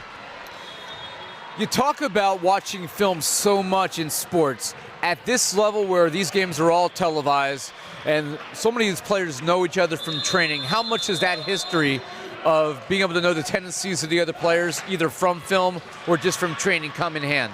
It's everything. I grew up as a player I didn't understand the importance of that, and I've only understood it as I get into my late 20s, and now I'm running more of the organization with the Ramblers. But doing the broadcast side, I watch every match. I talk about every point. I can identify what every hitter likes to do as tendencies. As a result, my scouting reports when I'm talking with the Ramblers, it's good. It matters. And seeing these teams, if players are willing to do their homework, it pays off in leaps and bounds. Joust at the net, and they're saying Chicago with the violation. Yeah, that looked like a good call to me. That ball was not yet over the net. I think it would have gone to the point that it would have allowed for Milnaziak. I think he got there a tad early, and that's just one of those small mistakes that it's really hard for the depth perception to tell, so you're kind of just going off of your best guess. And mistimed it by a split second. They go back. Oh, blasted away. Put away by Jake Milnaziak. After the error, he immediately forgets that previous moment and gets the highlight. 22-19. Not done yet in Chicago. We've already seen them battle back from a deep deficit once. Do they have another? Well, we'll find out after they wipe up the court. And that's actually what I want to talk about. When you talk about pacing, understanding the speed of the game, the flow of the game, there's a couple little things that you'll see experienced players do. And so timeouts are used to obviously try to ice servers, have a talk, but sometimes you just need to slow things down. That's where you'll see sometimes shoelaces accidentally come untied. You'll see a little bit of sweat on the court that needs to get wiped down. You'll see a variety of things like that, maybe a discussion about a call. And it's an effort to ice other players, give your guys a breather. And these are pro moves of guys trying to bring the game back in their favor any way they can. Dug up there by Rosa, swinging away. Oh, authority put away by Schwede, who comes through in a key spot. And it's 22-20, so back-to-back points here for Chicago. And those mental games you talked about, you see it come into fruition here, but Chicago not letting themselves be fazed. Another big serve. Miscommunication, and it falls in. Built a campfire, everyone popped up their chairs, put their hands out, and they were ready for a nice little s'mores session there as that ball landed right in the middle. No one moved an inch. Did you watch that? All three guys just looked at each other and no one took charge. That is a mistake you cannot make at this juncture of a match. Could you do it in the first couple points of a set? Not ideally, but you can get away with it. At this point in the match, that could be a fatal mistake in this third game. Now a 1-point set. It was a 5-point game just a moment ago. Yep, and now the Chicago Untouchables right back on top. We got a chance to hear Schwade's name as he got a kill contribution. We haven't heard that one in a little bit, but he is the team heart over there. You see number 11 patting everyone on the back. He is dialed in. He knows how to get his guys going, keeping the energy high, letting Coach Mitch Wiskerchen take care of, steering the ship from the helm over on the sidelines, wearing that beautiful Chicago Untouchables gear. If you don't follow the Chicago Untouchables or the Matadors on Instagram, be sure to do so. Chicago Untouchables just closed their online store, and it should be reopening again soon, always giving their fans a chance to rep the Windy City. I love these logos. That could be another conversation about how we got them. We'll save that for another episode of England's Insights. But a chance to tie it here, and the serve just long by Jacob Milnaziak. Well, hey, whenever you want to know the story behind the Chicago Untouchables, maybe that's a between game, but that's a fun one all the same. So more than happy to share that insight. That'll come between sets, and they give it right back as Hidalgo, Alvaro Hidalgo had a chance to separate there. Back to a 1-point game, 23-22. Serving is Paul Volanzik. Keeping that one alive was Chicago. Free ball opportunity. They send it deep down the line. Oh! Dropping the hammer was Thor Vander Beek down the line for the kill at its set point. The man does not fail to deliver. He is absolutely clutch. What a great swing down the line. And there he is, forcing the timeout. Great, great efforts from him. 24-22, the first set point for Ontario. The Matadors looking to take a 2-1 lead in this match. Of course, this is just our second match of the day. So much more volleyball to play at approximately 2 p.m. It'll be the Stunners against the Ramblers. That'll be a good one. Stunners had a great blocking effort yesterday, and of course, the Ramblers proving that they might be a title contender. Yeah, these teams are certainly, we always talk about trying to predict exactly where this is going to go, but this one is, I couldn't make a call if you asked me.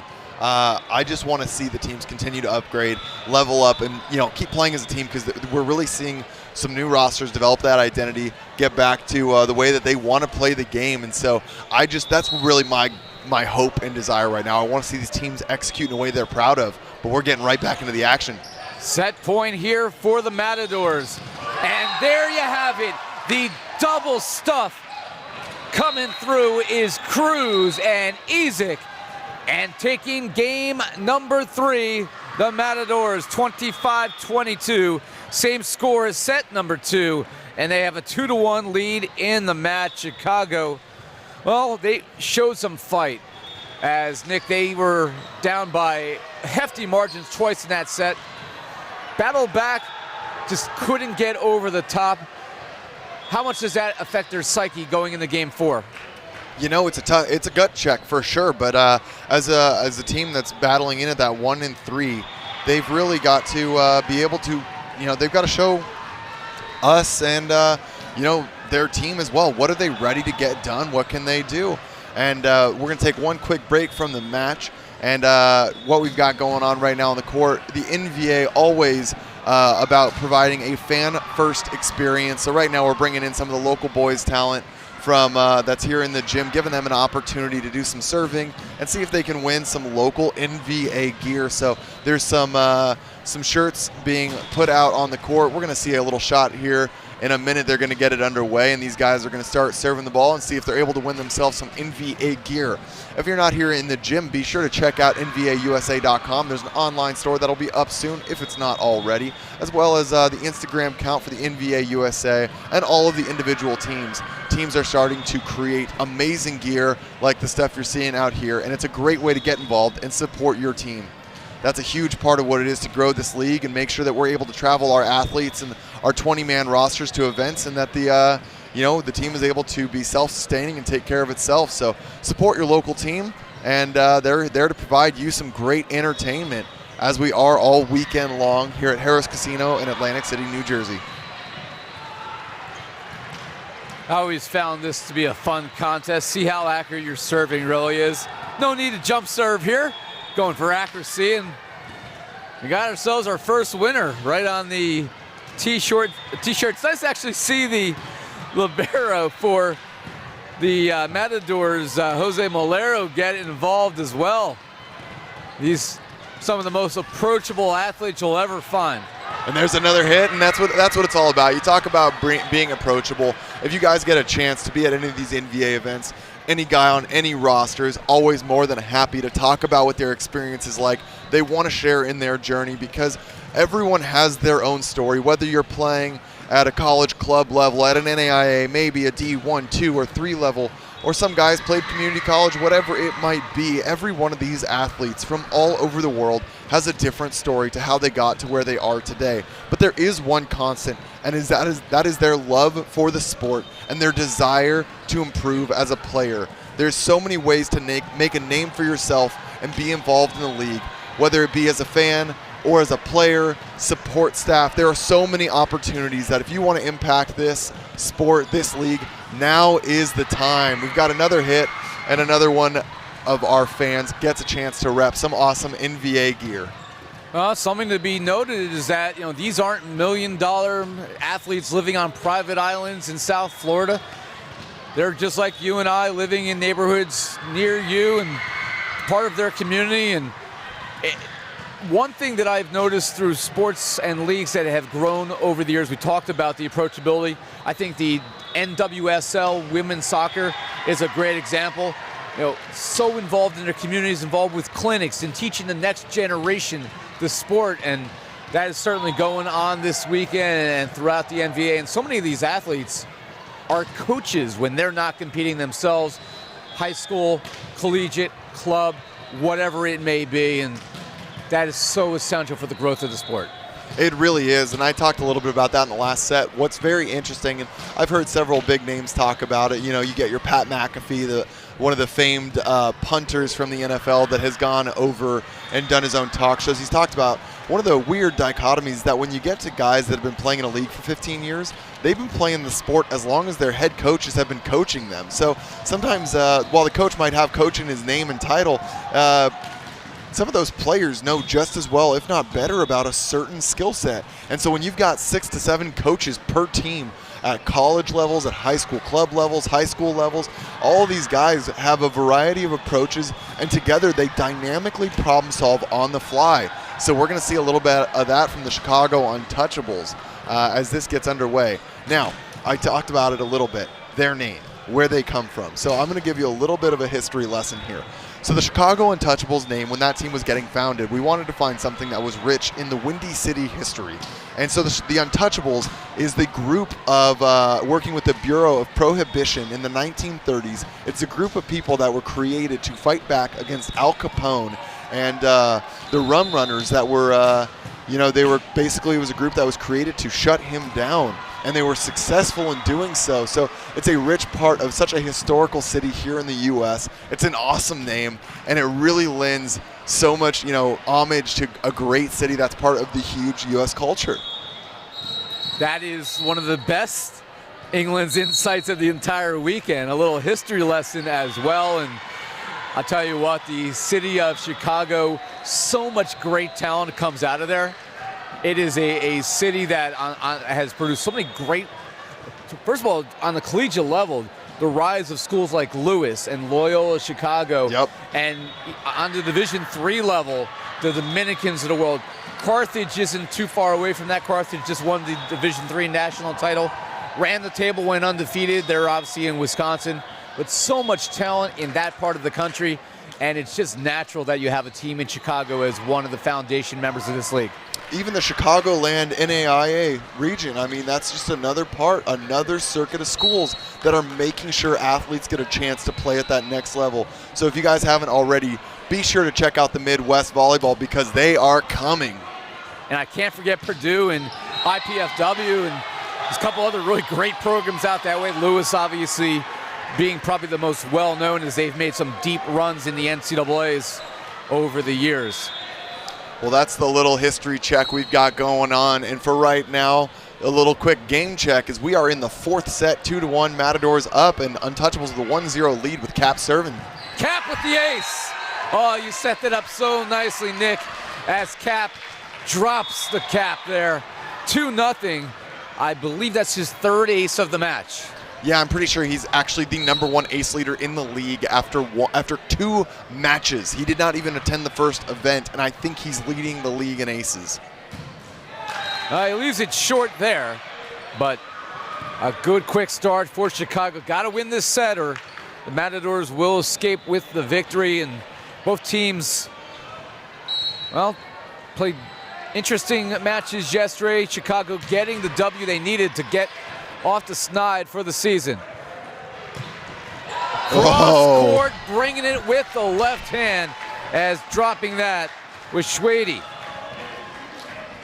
A lefty swinging on the left side of the court into a triple block is a matchup I wish upon no-hitter. But he's able to find his hole and deliver all the same. Hidalgo right now looks to be the target of a Milnaziak jump serve. And or the net. Short again. Sometimes that's, like we said, that's one of those unfortunate parts of trying to serve aggressive, but we saw the Matadors make a bunch of service errors and still come back and win that second set. So sometimes it's the case, but, great athletes are going to make great plays all the same. Been saying that all day long, and it's still proven true here. Served by Brett Massetti. Nugent, did he get the touch? He did not, as he misses wide.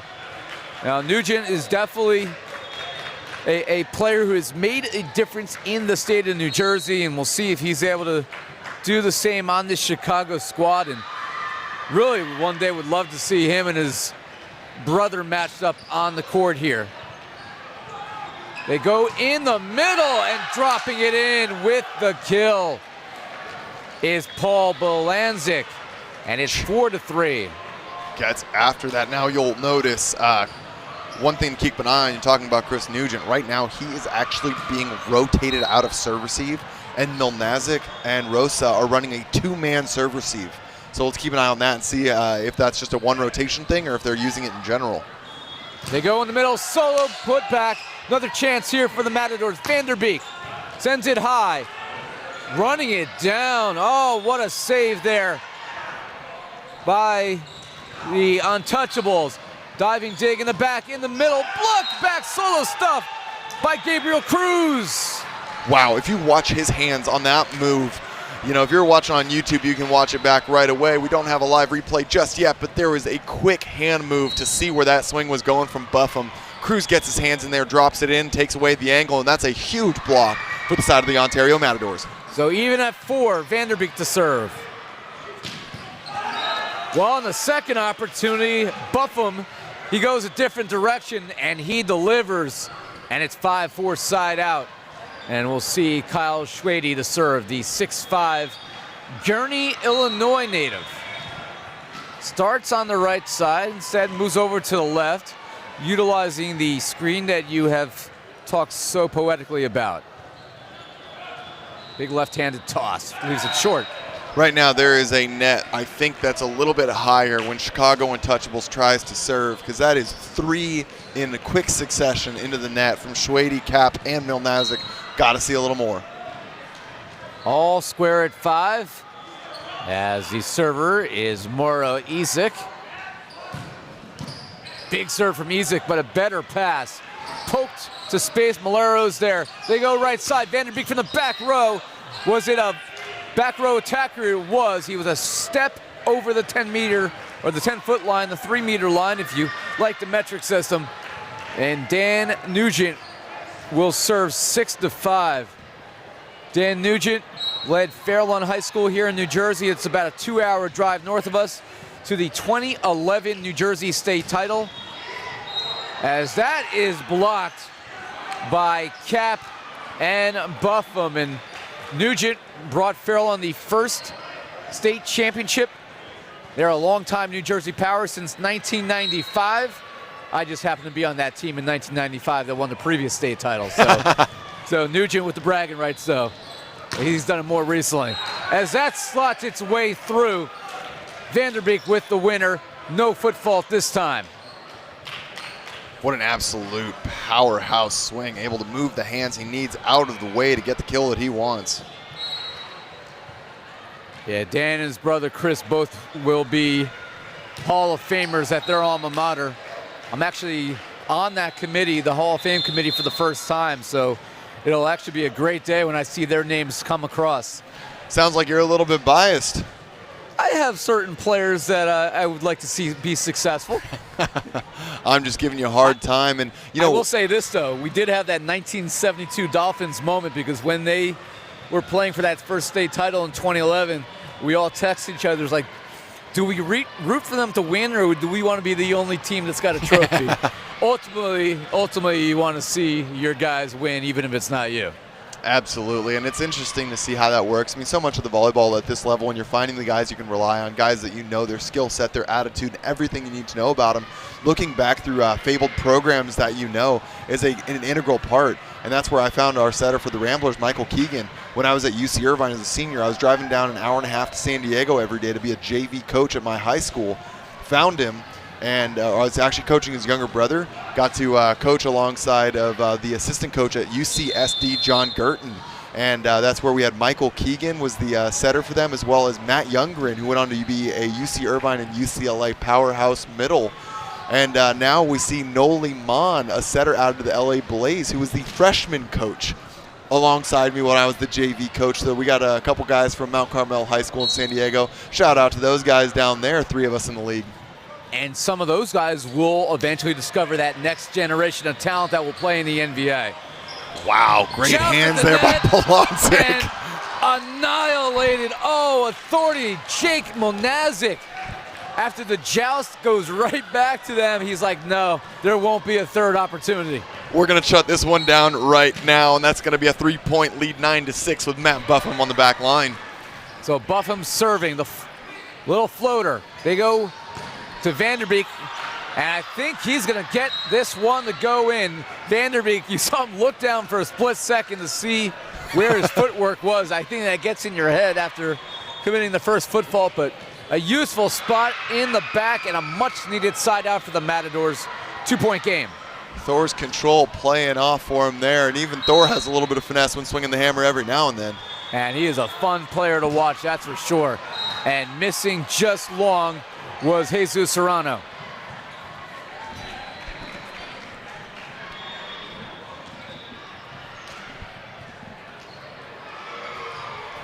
We all good over here? Got some rogue volleyballs flying in, bouncing around, making sure the production crew is all awake still, and I think we are good. The equipment is good, and we are back at it. And another jumper by Cap. I think that's 4 of his last 5 serves, if I remember correctly.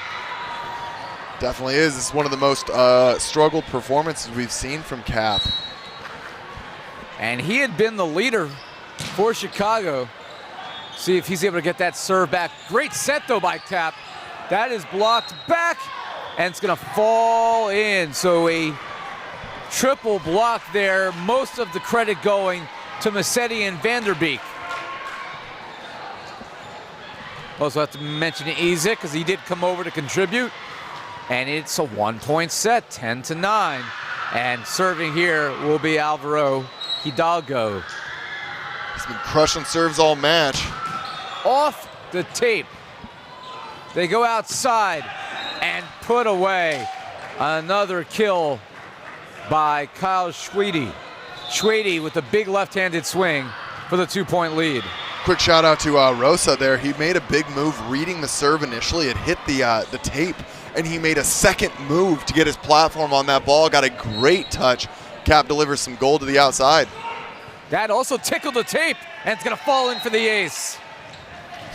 There's a streak for you they're going to have to clear up from Vander Beek's aggressive move. That's a solid 8-foot river running. See if they get that one cleaned up, or if they just disregards it off the court. All right. Well, I guess you don't want to be standing there anyway, so if you're running there, things probably aren't great anyway. Big time serve coming towards us. Vander Beek flies through the air so gracefully, but they cannot deliver. And we're seeing a little bit of a switch up here as we're seeing number 9 is coming in, and we saw Mario Mesa going in from Malero, seeing if they could get a little bit more of a different look during defense potentially there. Great play by Vander Beek to give the Matadors a chance. They go back to Vander Beek, off the block for the kill.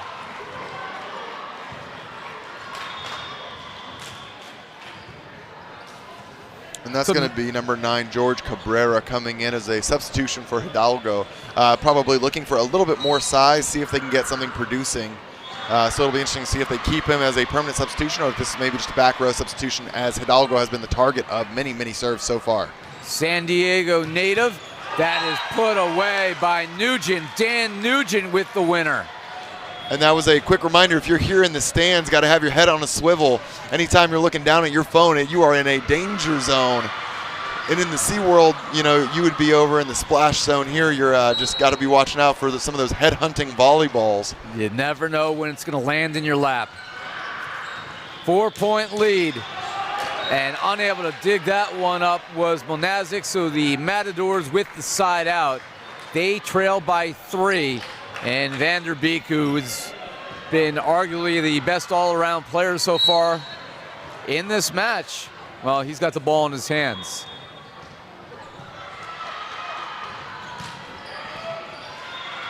One-handed, poked over by Chicago. Vander Beek from the back row gets it to fall. He's literally unstoppable. If he touches the ball, the rally is just seeming like it's ending right now. It's incredible. A great bump set, and Malero knew right then he was more than happy to go to number 17, his answer to every problem right now. Well, that's going to be a free ball right back and dug up on the attack by Cruz. Third opportunity. Once again, Chicago's there. And Schwady, that's going to fall in. Valiant effort by Malero to get over, to get a hand on it, but was unable to keep it alive, and he looks like he's banged up after landing hard. He got kicked in the head, actually, by someone turning on the block. Either kicked or hit when someone tried to pick up the second touch there as he got that pancake. So we're going to take a breather here. That's a tough one for him. Give him a second. Hopefully he's okay and good to go. Might need a little bit of a breather bringing in Mario Meza. But he's going to tough it out all the same. He's flexing the back of his neck, which is where he may have been kicked. They're going to wipe up that part of the floor. Great effort by Malero. Quite frankly, he laid out completely horizontally to the floor. While we talk about libero efforts, I mean, can you believe on the Chicago Untouchables, we're seeing Rosa, there's an overpass that he makes, big move, but he overpasses the ball and they slam it back at him. His back is on the ground and he overhand digs the ball again, refusing to let it go down. That's a phenomenal effort by him to get that point. How that doesn't break his wrists, we'll never know. As that is slotted through the block, another kill in a timely fashion by Isaac to cut it to 2, and he will serve after getting the side out, 15-13.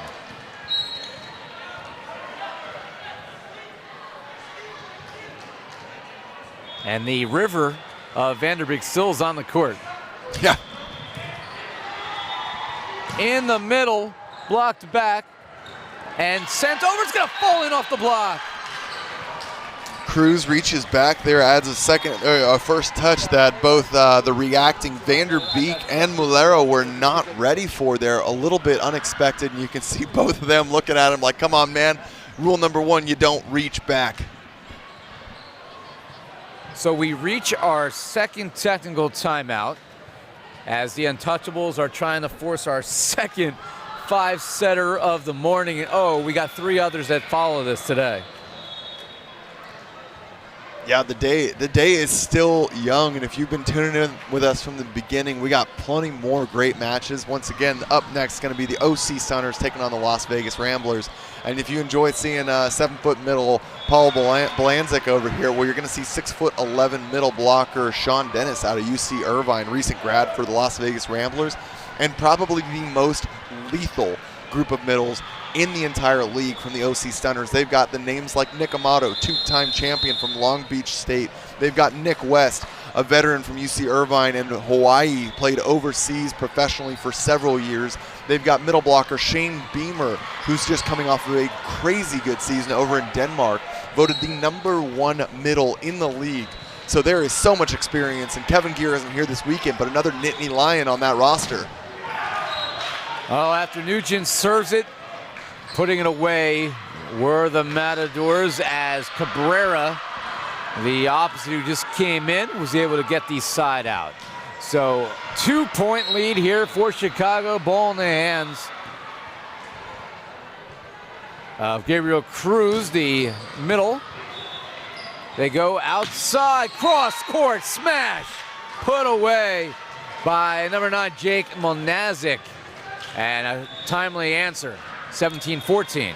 If you don't put a well-formed block up in front of him that takes away his angle, he's just going to keep hitting it, and that's a great swing there. Going 4-4 from Milnaziak. They go back row again to Vander Beek. This time they get a touch.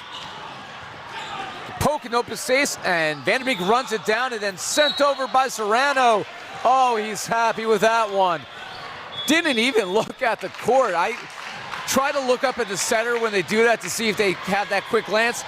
He just knew where to put it. That is just muscle memory. Well, I mean, also Vander Beek took out half the offense by himself to pick that up. As he comes through, gets the platform dig, he runs in front of the middle, he runs in front of the outside and out the left front of the court because he had so much momentum going. He either ran under the net or out the side of the court, obviously picking outside of the court, and a heroic defensive effort for him right there. Vander Beek came all the way from his heels just on the back. Vander Beek came just from his heels on the back touchline all the way up to cover that. Woo! Oh! Annihilation on the right side. Nothing you could do if you're poor Jose Malero there. As Chicago gets the answer, and I forgot for a second that I don't have a headset on as I had the mic down. That's why we're here. We make it work.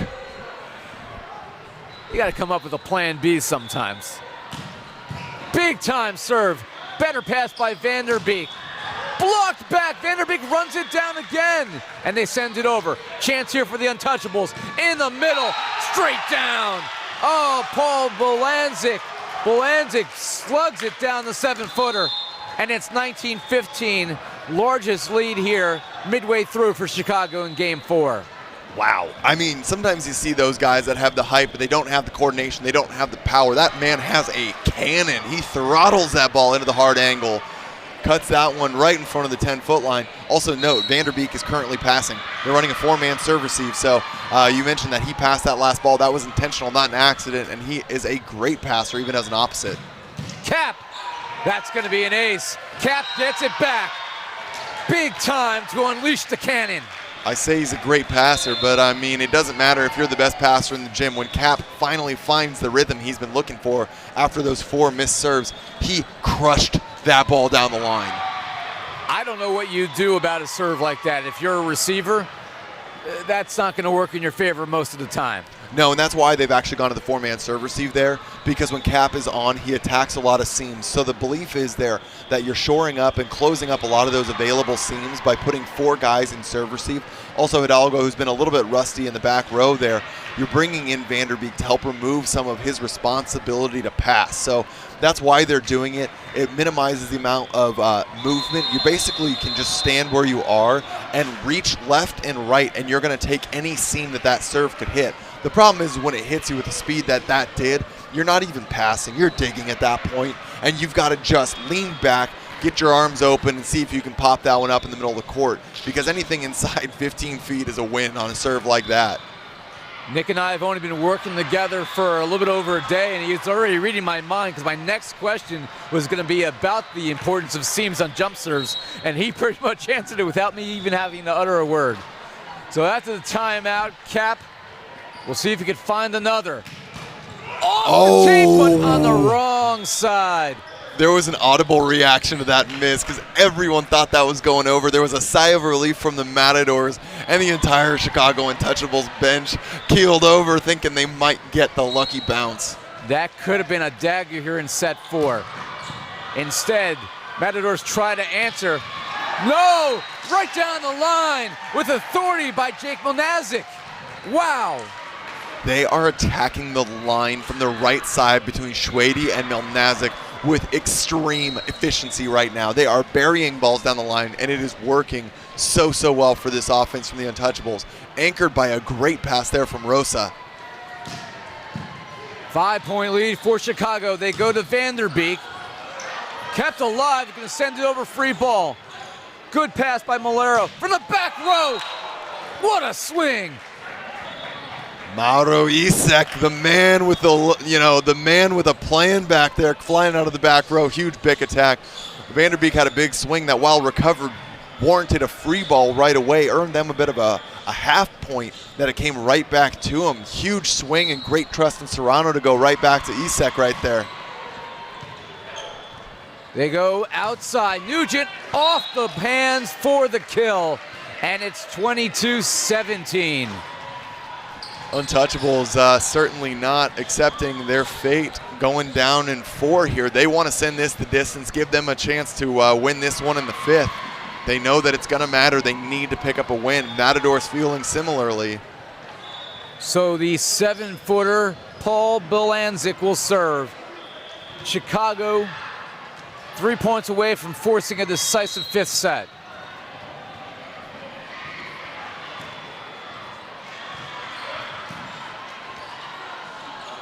In the middle, Cruz with the answer.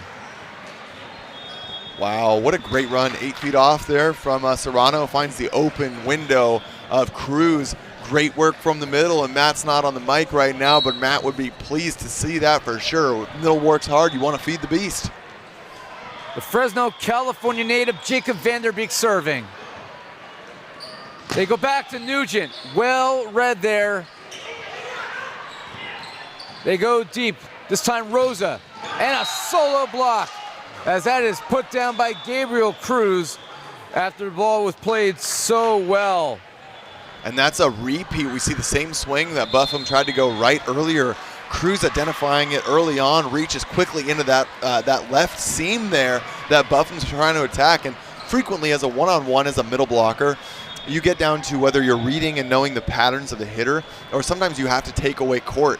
And so whether this is a scouted knowledge of where Buffum likes to swing, it's a quick read, or it's just an all-around commit guess. We're seeing Gabriel Cruz right now doing damage, and he is just really slowing down that middle threat from Matt Buffum, someone that is so rarely stopped.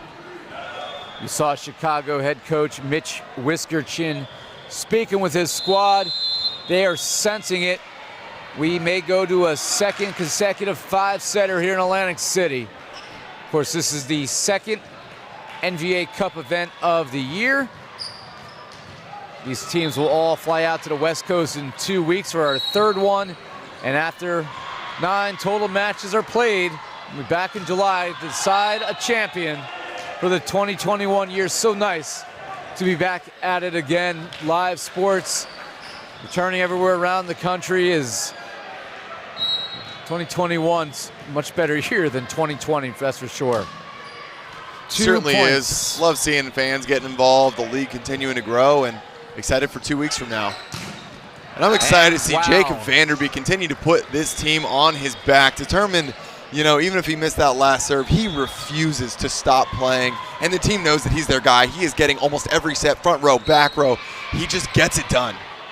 We don't have the live stats feed available, but just by watching him, he's over 20 for the match. There's no doubt about that. Off the tape, and wow, Cap just reacts. Cross court, I think he got it. Nope. No. I saw that going through the high seam, goes long, no touch. Point for the Matadors. I thought he might have grazed the line, but the line judge right there saying no. And it's 23-21, and a crucial moment here deep in the 4th set as Mauro Isek will serve. Big toss, sends it deep. Cap, who's he go to? Back row, off the ceiling. Well read by Malero, but left short by Vander Beek, and it's set point. Hey, that's a tough swing in the net, but plain and simple, if you're not swinging there and you're sending a free ball, it's probably going to end the next point right away anyway. So I like it. give the guys a run, because if he makes that connection right there, then all of a sudden we're seeing not a 21-24, but we're going to see, you know, a 22-23. And, you know, it's something to wish that was more of a clutch performance, but I think the correct decision was made.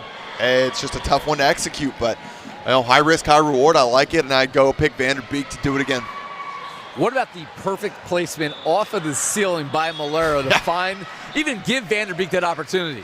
I mean, Malero, just plain and simple, he runs one of the most casual bump set second ball libero systems in the league. He loves to just make the most difficult sets look so easy with this platform. He'll throw it over his shoulder when he's not even looking, put his guys in system, and he'll catch a lot of blockers sleeping because they're not expecting what he's willing to do with it. So no surprise there, but it doesn't make it any less impressive, that's for sure.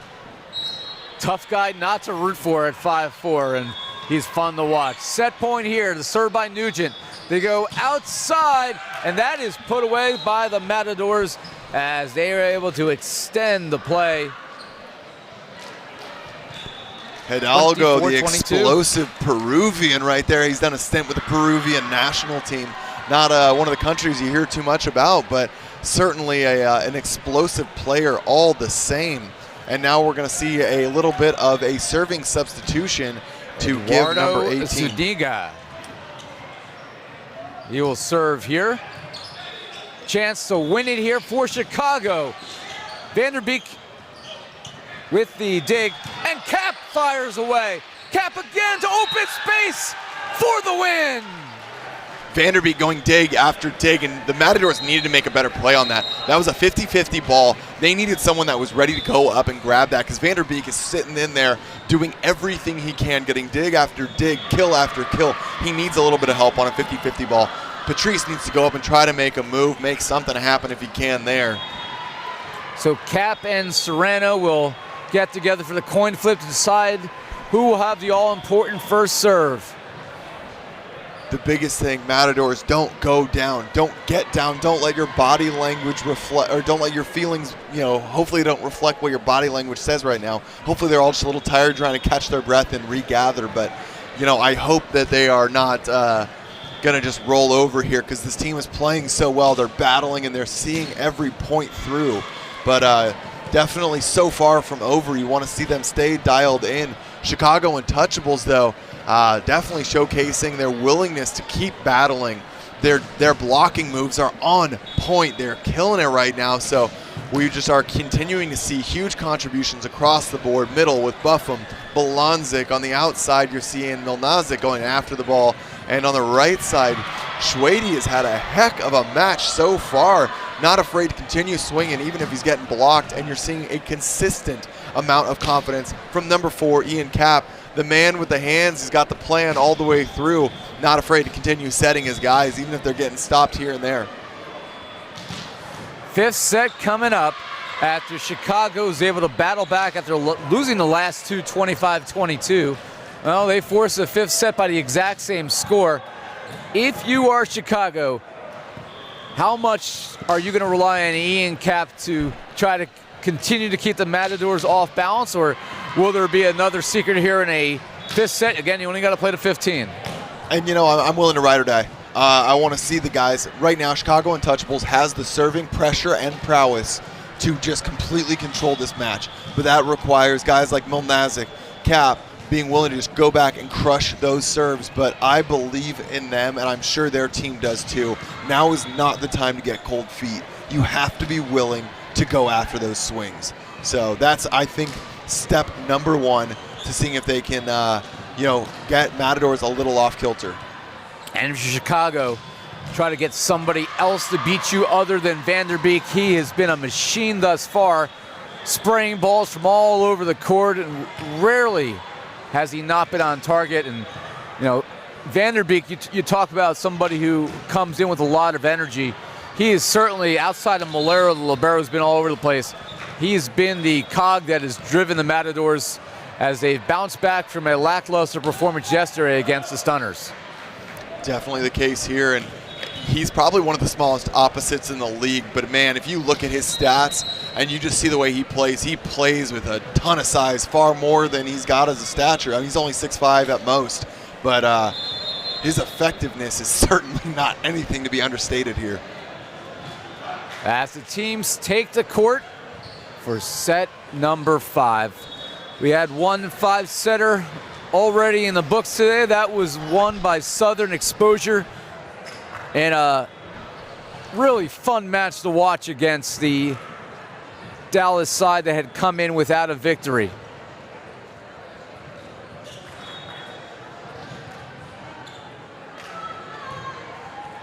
As first serve will be in the hands here of Ian Cap. Play to 15. Ira Thor with you alongside Nick England here at Harrah's in Atlantic City. Match 2 of 5. Cap leaves it short.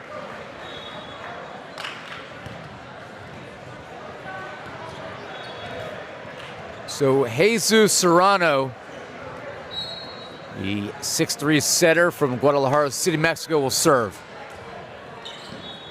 Poked in the middle, it's gonna fall through as that kill belongs to Paul Belanzik, the 7-footer. And Chicago aboard 1-1 as the Untouchables will see Jake Milnaziak now serve.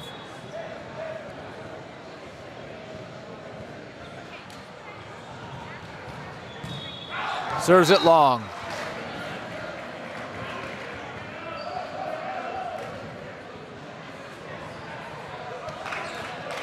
Ball back to Hidalgo. 2-1 lead for the Matadors. An early race to 8.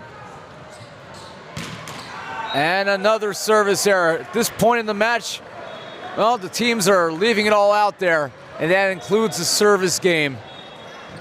And we'll see if the 7-footer can help Chicago get the edge. Great pass out of the back. And that leads to the put away by Isaac. Jose Molero, perfect pass. As Martin Petrus comes in, the LA native. 3-2 here. And he leaves it short for the ace. Dropping in front of Nugent, who had to come a long way. Couldn't get the touch. And it's 4-2. Martin Petrus, Patrice, has missaid his name, in the middle, off the net, cannot keep it alive, put away by Buffum. Wow, what a big swing there, and that's once again to go over that rule. If it hits the antenna above the net, it is of course out, but again, that is a line that extends into the net as well, so if the ball's in the net, hits the antenna, that ball will be called out, and that's what stopped that play there. As Schwede serves, they go to Vander Beek. This time it's collected from the back row. It's not gonna fall. Sticking out the arm was Molera, but the back row winner for Schwede, and he'll serve as he is tied it at 4-all.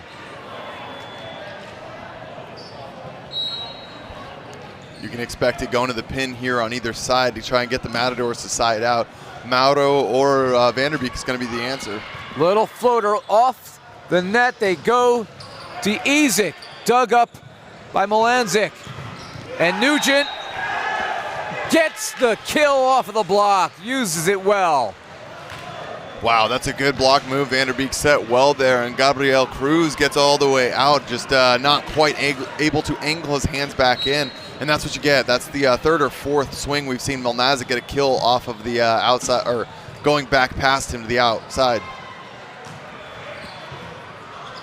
Very tight to the net, it's gonna come over.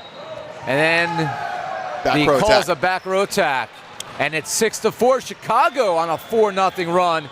That's gonna force the Matadors to discuss. No, I was certain they were gonna call a timeout here, and they will. It was just a delayed response. You knew before they did that they wanted one. All of your time spent around the sport, you know exactly when it's coming, and that's one of those things that's always interesting as a player is sometimes you're even playing for, you can tell the momentum and the pressure that you're putting on a team. You know if we get one more point right now, we're going to get a timeout. And sometimes even when you're ahead by 2 or 3 points in a fifth set or a close match, earning a timeout that you know if you can get a big serve right now or something like that and allowing your team to go back and have a little quick discussion, catch their breath, you can use it to your own benefit. So it's one of those things that I'm sure Chicago Untouchables was feeling it if you were over here as well. And it's one of those things you want to earn that timeout. So Untouchables gets themselves a chance to recenter, and they're going to come back out of this, see if they can execute on whatever they might have been talking about.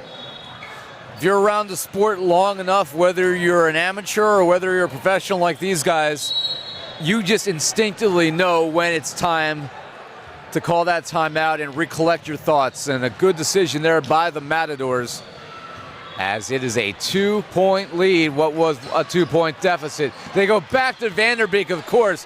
What a dig there by Rosa. Nugent, that's collected, turning around and putting it away. Oh, Cap runs off the court. What a play by the setter. Timely stuff down, puts it away, 7-4. Wow. Talk about versatility and the ability to get it done anywhere on the court. Chicago Untouchables, such a well-rounded squad and able to find the solution. That is brutal if you're the Matadors. There's now a 5-0 run. Vander Beek with the pass, and that off the foot. It'll land for a kill as Gabriel Cruz needed that one to cut the deficit to 2. Once we get to 8, we switch sides, and Vander Beek. And a technical timeout. And a technical timeout, correct. So 2 for 1, and Vander Beek to serve. Right side, wow, authority there as Schwady drops it in. 8-5, they will switch sides, and we get the technical time. And now as we go to the technical timeout, we've been talking about it all day long. How can you support the teams? How can you get involved? We want to remind you that there is an NVA booth over here next to the NVA main court for official team gear. And if you want to check out some of the hottest stuff with the best looking jerseys, Southern Exposure currently has some gear laid out over there right now. If you want to head over that way, you can always support them. And make sure to follow the Instagrams on the other teams so that you can check out when they've got upcoming gear sales. And teams are doing their best to provide some high quality stuff that's worthy of grabbing so that you can support your team. They always appreciate it. So once again, that's over at the NVA booth over by the NVA main court, just behind myself and Mr. Ira Thor right now. All right, we're at 8-5. Chicago Untouchables are leading in the most authoritative way that we've seen for them in a bit. What do you think right now? Is this something? Are they going to maintain this lead? I've been impressed with Chicago's ability to not be impacted by deficits in this match. A lot of teams, when you face, I think a good example is in the first match where Dallas, fell behind, got some uncomfortable moments, and ultimately couldn't pull it out. But Chicago, just the fight in them has been impressive. A group that not high in the standings right now, literally playing for its playoff lives, and they've really been resilient, really. And I mean, resilient's been a word that you've heard so much in 2020 with what's going on in the world. Chicago's embraced that here today as Nugent serves. And there's the hammer. Cruz answers. Oh, my God. Gabriel Cruz coming through now with 2 big swings. And it is a 2-point deficit now. Wow. Cruz is answering back with some critical swings right now. Moro Izik, the YouTube star, and not a boxer like that other YouTube star. They go cross court, dug up again by Malero. Cruz again comes over for a 3rd time. Malero collects it. In the middle, off the hands. Cruz again gets the touch. Wow, that speaks to the quality of a player that Jose Mulero is. He gets a dig. That is not only a critical dig, but he digs it perfectly to allow them to run that backside with Cruz, who in the middle of that rotation went to the back. You can tell if it was a back 1 or a quick 5. Either way, getting involved in a variety of ways. Izik looking to tie, leaves it short. But the Matadors certainly not done yet. I'll tell you what, they're a scrappy bunch, that's for sure. They're definitely answering back and not ready to roll over.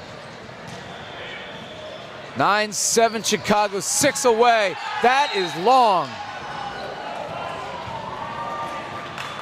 And now a little separation late. It is 10-7. Matadors need to side out right now. Buffum serving. Good spot deep, nearly handcuffs the Matadors. Dug up by Chicago. They go left side. Platform pass, Vander Beek.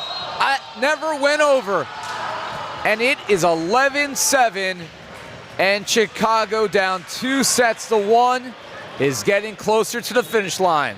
You want to talk about respect? 2 D-balls in a row. Chicago Untouchables is putting up 3-man blocks. Milnaziak pulled off on that last one, but they are having Cap come all the way across. They do not want to leave the net open for him. Hands, that is dug up. Cap sends it deep. Waiting for it was Malero. In the middle, Cruz with another answer. Well, Vander Beek carried them through the first 4 sets. It's been Cruz here in the 5th. We'll see now as he rotates into the back row if Martin Patrice, fresh off the bench, is able to get it done. And we're going to see a serving substitution coming in right now. It'll be Eduardo Zuniga. And we'll see if he's able to serve tough. Good deep line drive. Nugent with the set and slotting it through for the winner as Jake Milnaziak once again comes through, and Cap will have the ball in his hands, 12-8. Cap's already got 1 big ace here in the 5th set.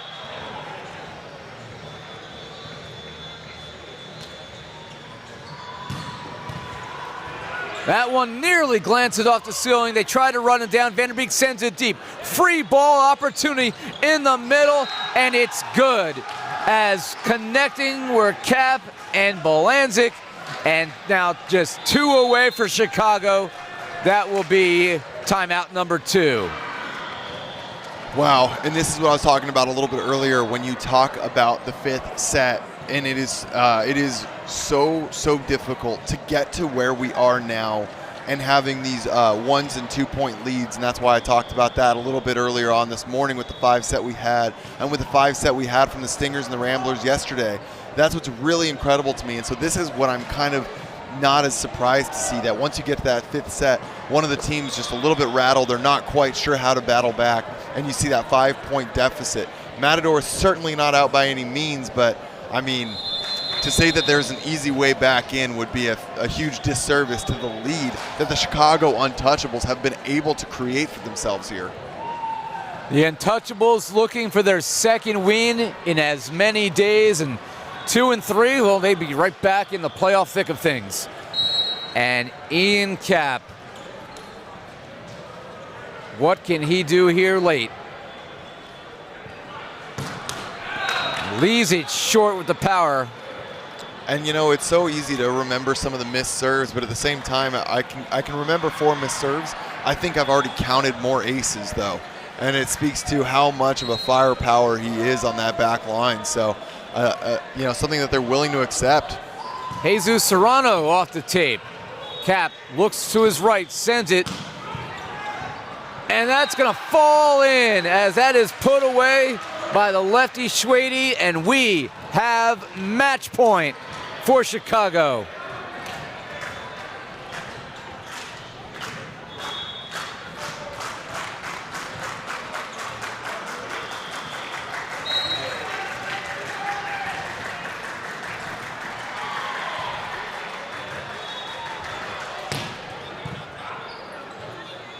They go right side, down the line, dug up by Rosa. Cap, cross court, and it's over as Kyle Schwady delivers. And the Chicago Untouchables win set number 5, 15-9. And they win the match 3-2. Schwady dropping the final hammer, and a great effort between these 2 teams. The Untouchables and the Matadors left it all out there.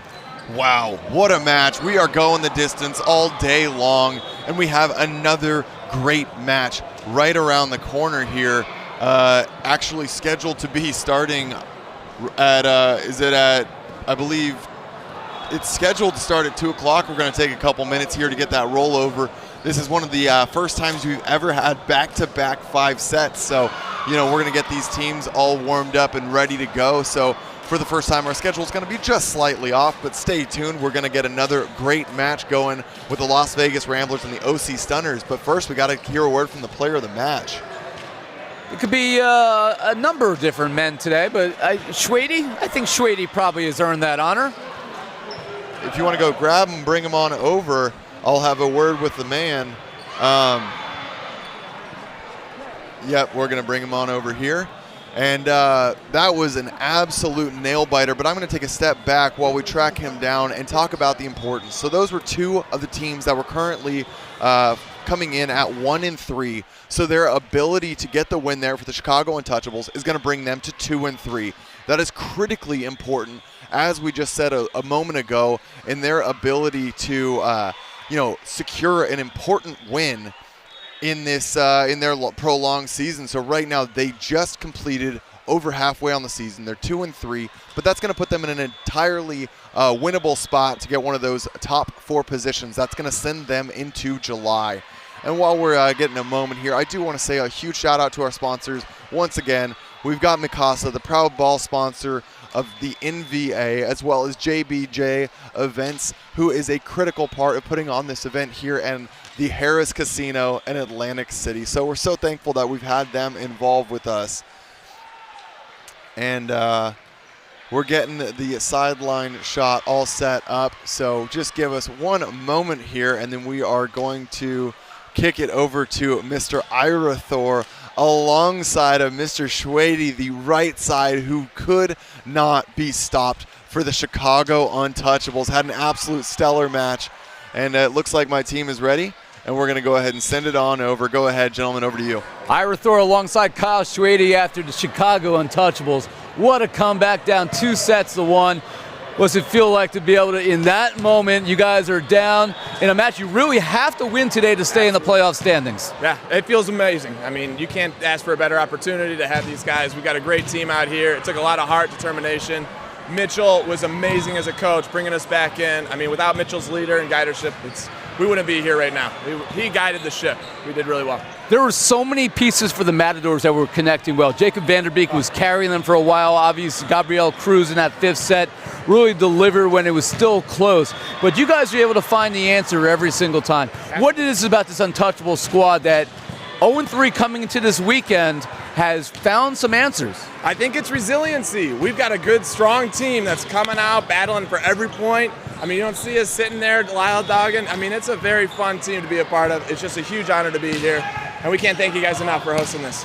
Now, what about your own game did you think really was working well? You were connecting on both pins, obviously on the right side is your natural spot, but you had some big moments where you were putting balls away on the outside in this one. I greatly appreciate it. You know, it's our first time running together as a duo, Cap and I, and so our timing's still not quite there, but we're working really hard to kind of get it. Cap is another amazing setter, probably the best setter I've ever played with. Sorry, any other setters I've ever played with. He's just great. Good high energy, amazing jump serve, and his precision when he's setting is just always there. He's a fun guy to play with. And that was actually going to be my final question, was Cap being added to the roster. Can you talk about some of the moves that you guys have made as a team to come back this weekend and really put yourselves in position to be victorious now twice? Absolutely. I mean, I think it's huge to have a lot of these good, solid East Coast guys kind of hyping us, giving the lay of the land. I mean, Cap, you can't argue. He's a wonderful player, and he's fun to be with. He brings about a great energy. Tall Paul, another guy. I love the guy. I mean, it's been a wonderful team to be a part of. Well, the Chicago Untouchables, they get it done down 2-1. Man in the match as they are victorious 3-2. Hey, appreciate it. Wow, if you weren't a fan of him before, Schwady has made you a fan now. He is electric, he is full of energy, and that man delivered all match long. So great to hear a little bit more about the Chicago Untouchables there. Thank you so much, Ira. That's going to do it from the team. We're going to go ahead and get prepared now for an OC Stunners lineup playing the Las Vegas Ramblers. That's going to do it for me. For Ira, they'll be back here with Matt Prosser back on the mic. I've got to go do a little bit of damage on the court. We'll see you back here in just a few short minutes. It's coming up quick. Don't go anywhere. We'll be right back.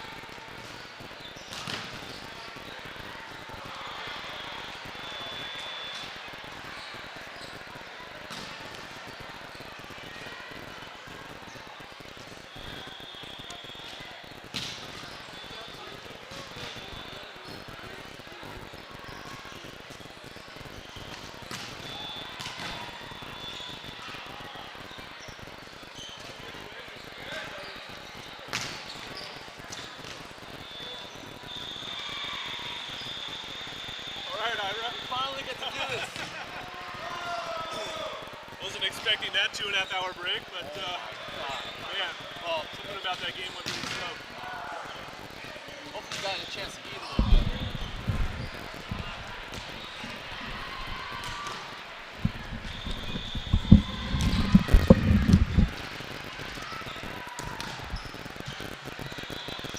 Did you get anything to eat? No, but I'll be good for a little bit. I had well, I'll take a break after this one. I stopped at Walla. Actually, over at Walla. No, I do. I stopped at one too. Oh my God! All right, so you have been introduced to the great East Coast convenience store. Yes, it was an eye opener. Years ago. Let's see what we got here.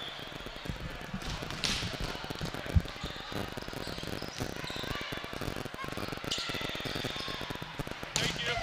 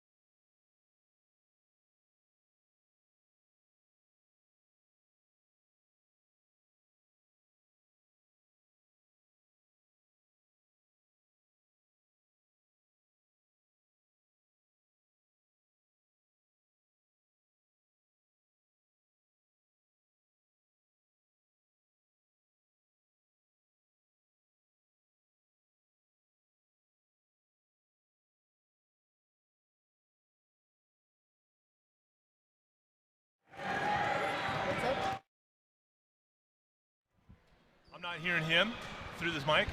Is it on? Now I hear you. Okay, now I got you. Now I hear you. All right, so I guess we weren't on.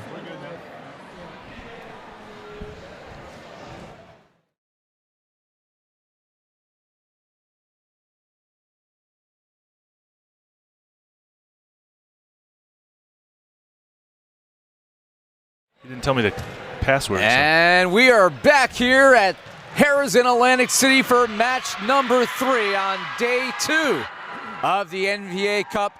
Our first 2 today went a full 5 sets. So let's see what we have in store for our third of the day. And it'll be a good one as we have a Las Vegas Ramblers squad that is on fire right now against an OC Stunners team that after going 0-3 to start the year, a team that was decimated by injuries, well, they came back with some fire of their own yesterday as they put up a block fest to pick up the victory. Ira Thor joined alongside 2-time All-American Matt Prosser. You saw the Stunners yesterday emerge, and you know their name certainly didn't surprise anybody. They didn't stun anybody. They certainly brought the blocking party. Yeah, you know, one of the big surprises of this kind of new revamped squad that the Stunners brought to Atlantic City and locked into their rosters is just the physicality so far that is a little bit different than our first event we had several weeks back.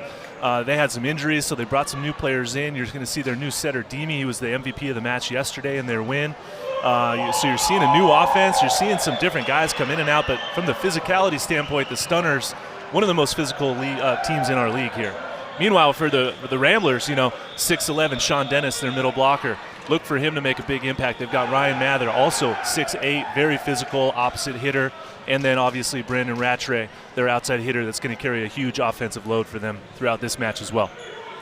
And for the Stunners, that ability to carry over the blocking game from yesterday, do they have what it takes to slow down the Rattray train, which as of right now looks like it's been unstoppable? He's been arguably the best player in the league. He's got the numbers to back that up.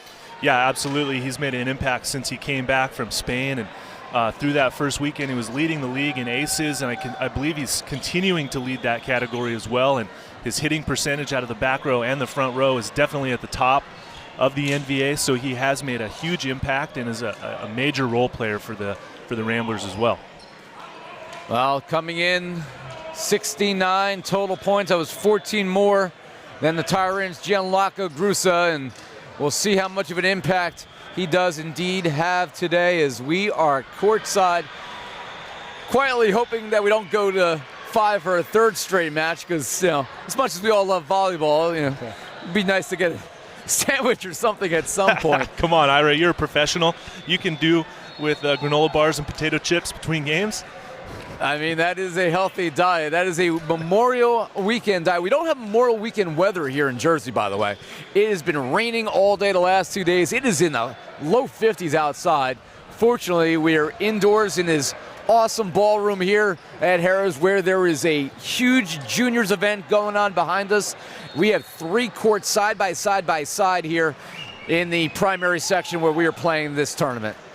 Yeah, the weather outside is not ideal for a Memorial Day weekend, but that's okay because that keeps everyone inside. Here you see all the fans and all the other courts going on. This is all happening here at Harrah's Casino Resort in Atlantic City. So big kudos to them for hosting and allowing the NBA to come in and be a part of this. And, as this match goes on and some of the action gets going, we're going to see some high-level stuff. So expect more people getting their money's worth. And I agree with you on the whole 5-set thing. I wouldn't mind seeing 3 or 4, but, if we've got to go the distance, then so be it. You California guys don't really deal with temperatures like this very much. This is like an Arctic blast. As speaking of a blast, an ace to get going as the Stunners. Ace Brandon Rattray. Doesn't get ace very often, but off the high hands there. Yeah, that's Randy Ramirez over there, number 27 for the Stunners, with his jump float serve down the line. And Brandon Rattray just catches that one up high and goes out of bounds. And this time he gets a second ace on the net trickler. A little help from the home equipment there. So back-to-back aces right out of the gate for Randy Ramirez. We didn't see him play yesterday. Ramirez gets into the lineup and has immediately made an impact. Vegas with a 5-set win yesterday of its own over Utah, and we'll see how they respond here to the early depths.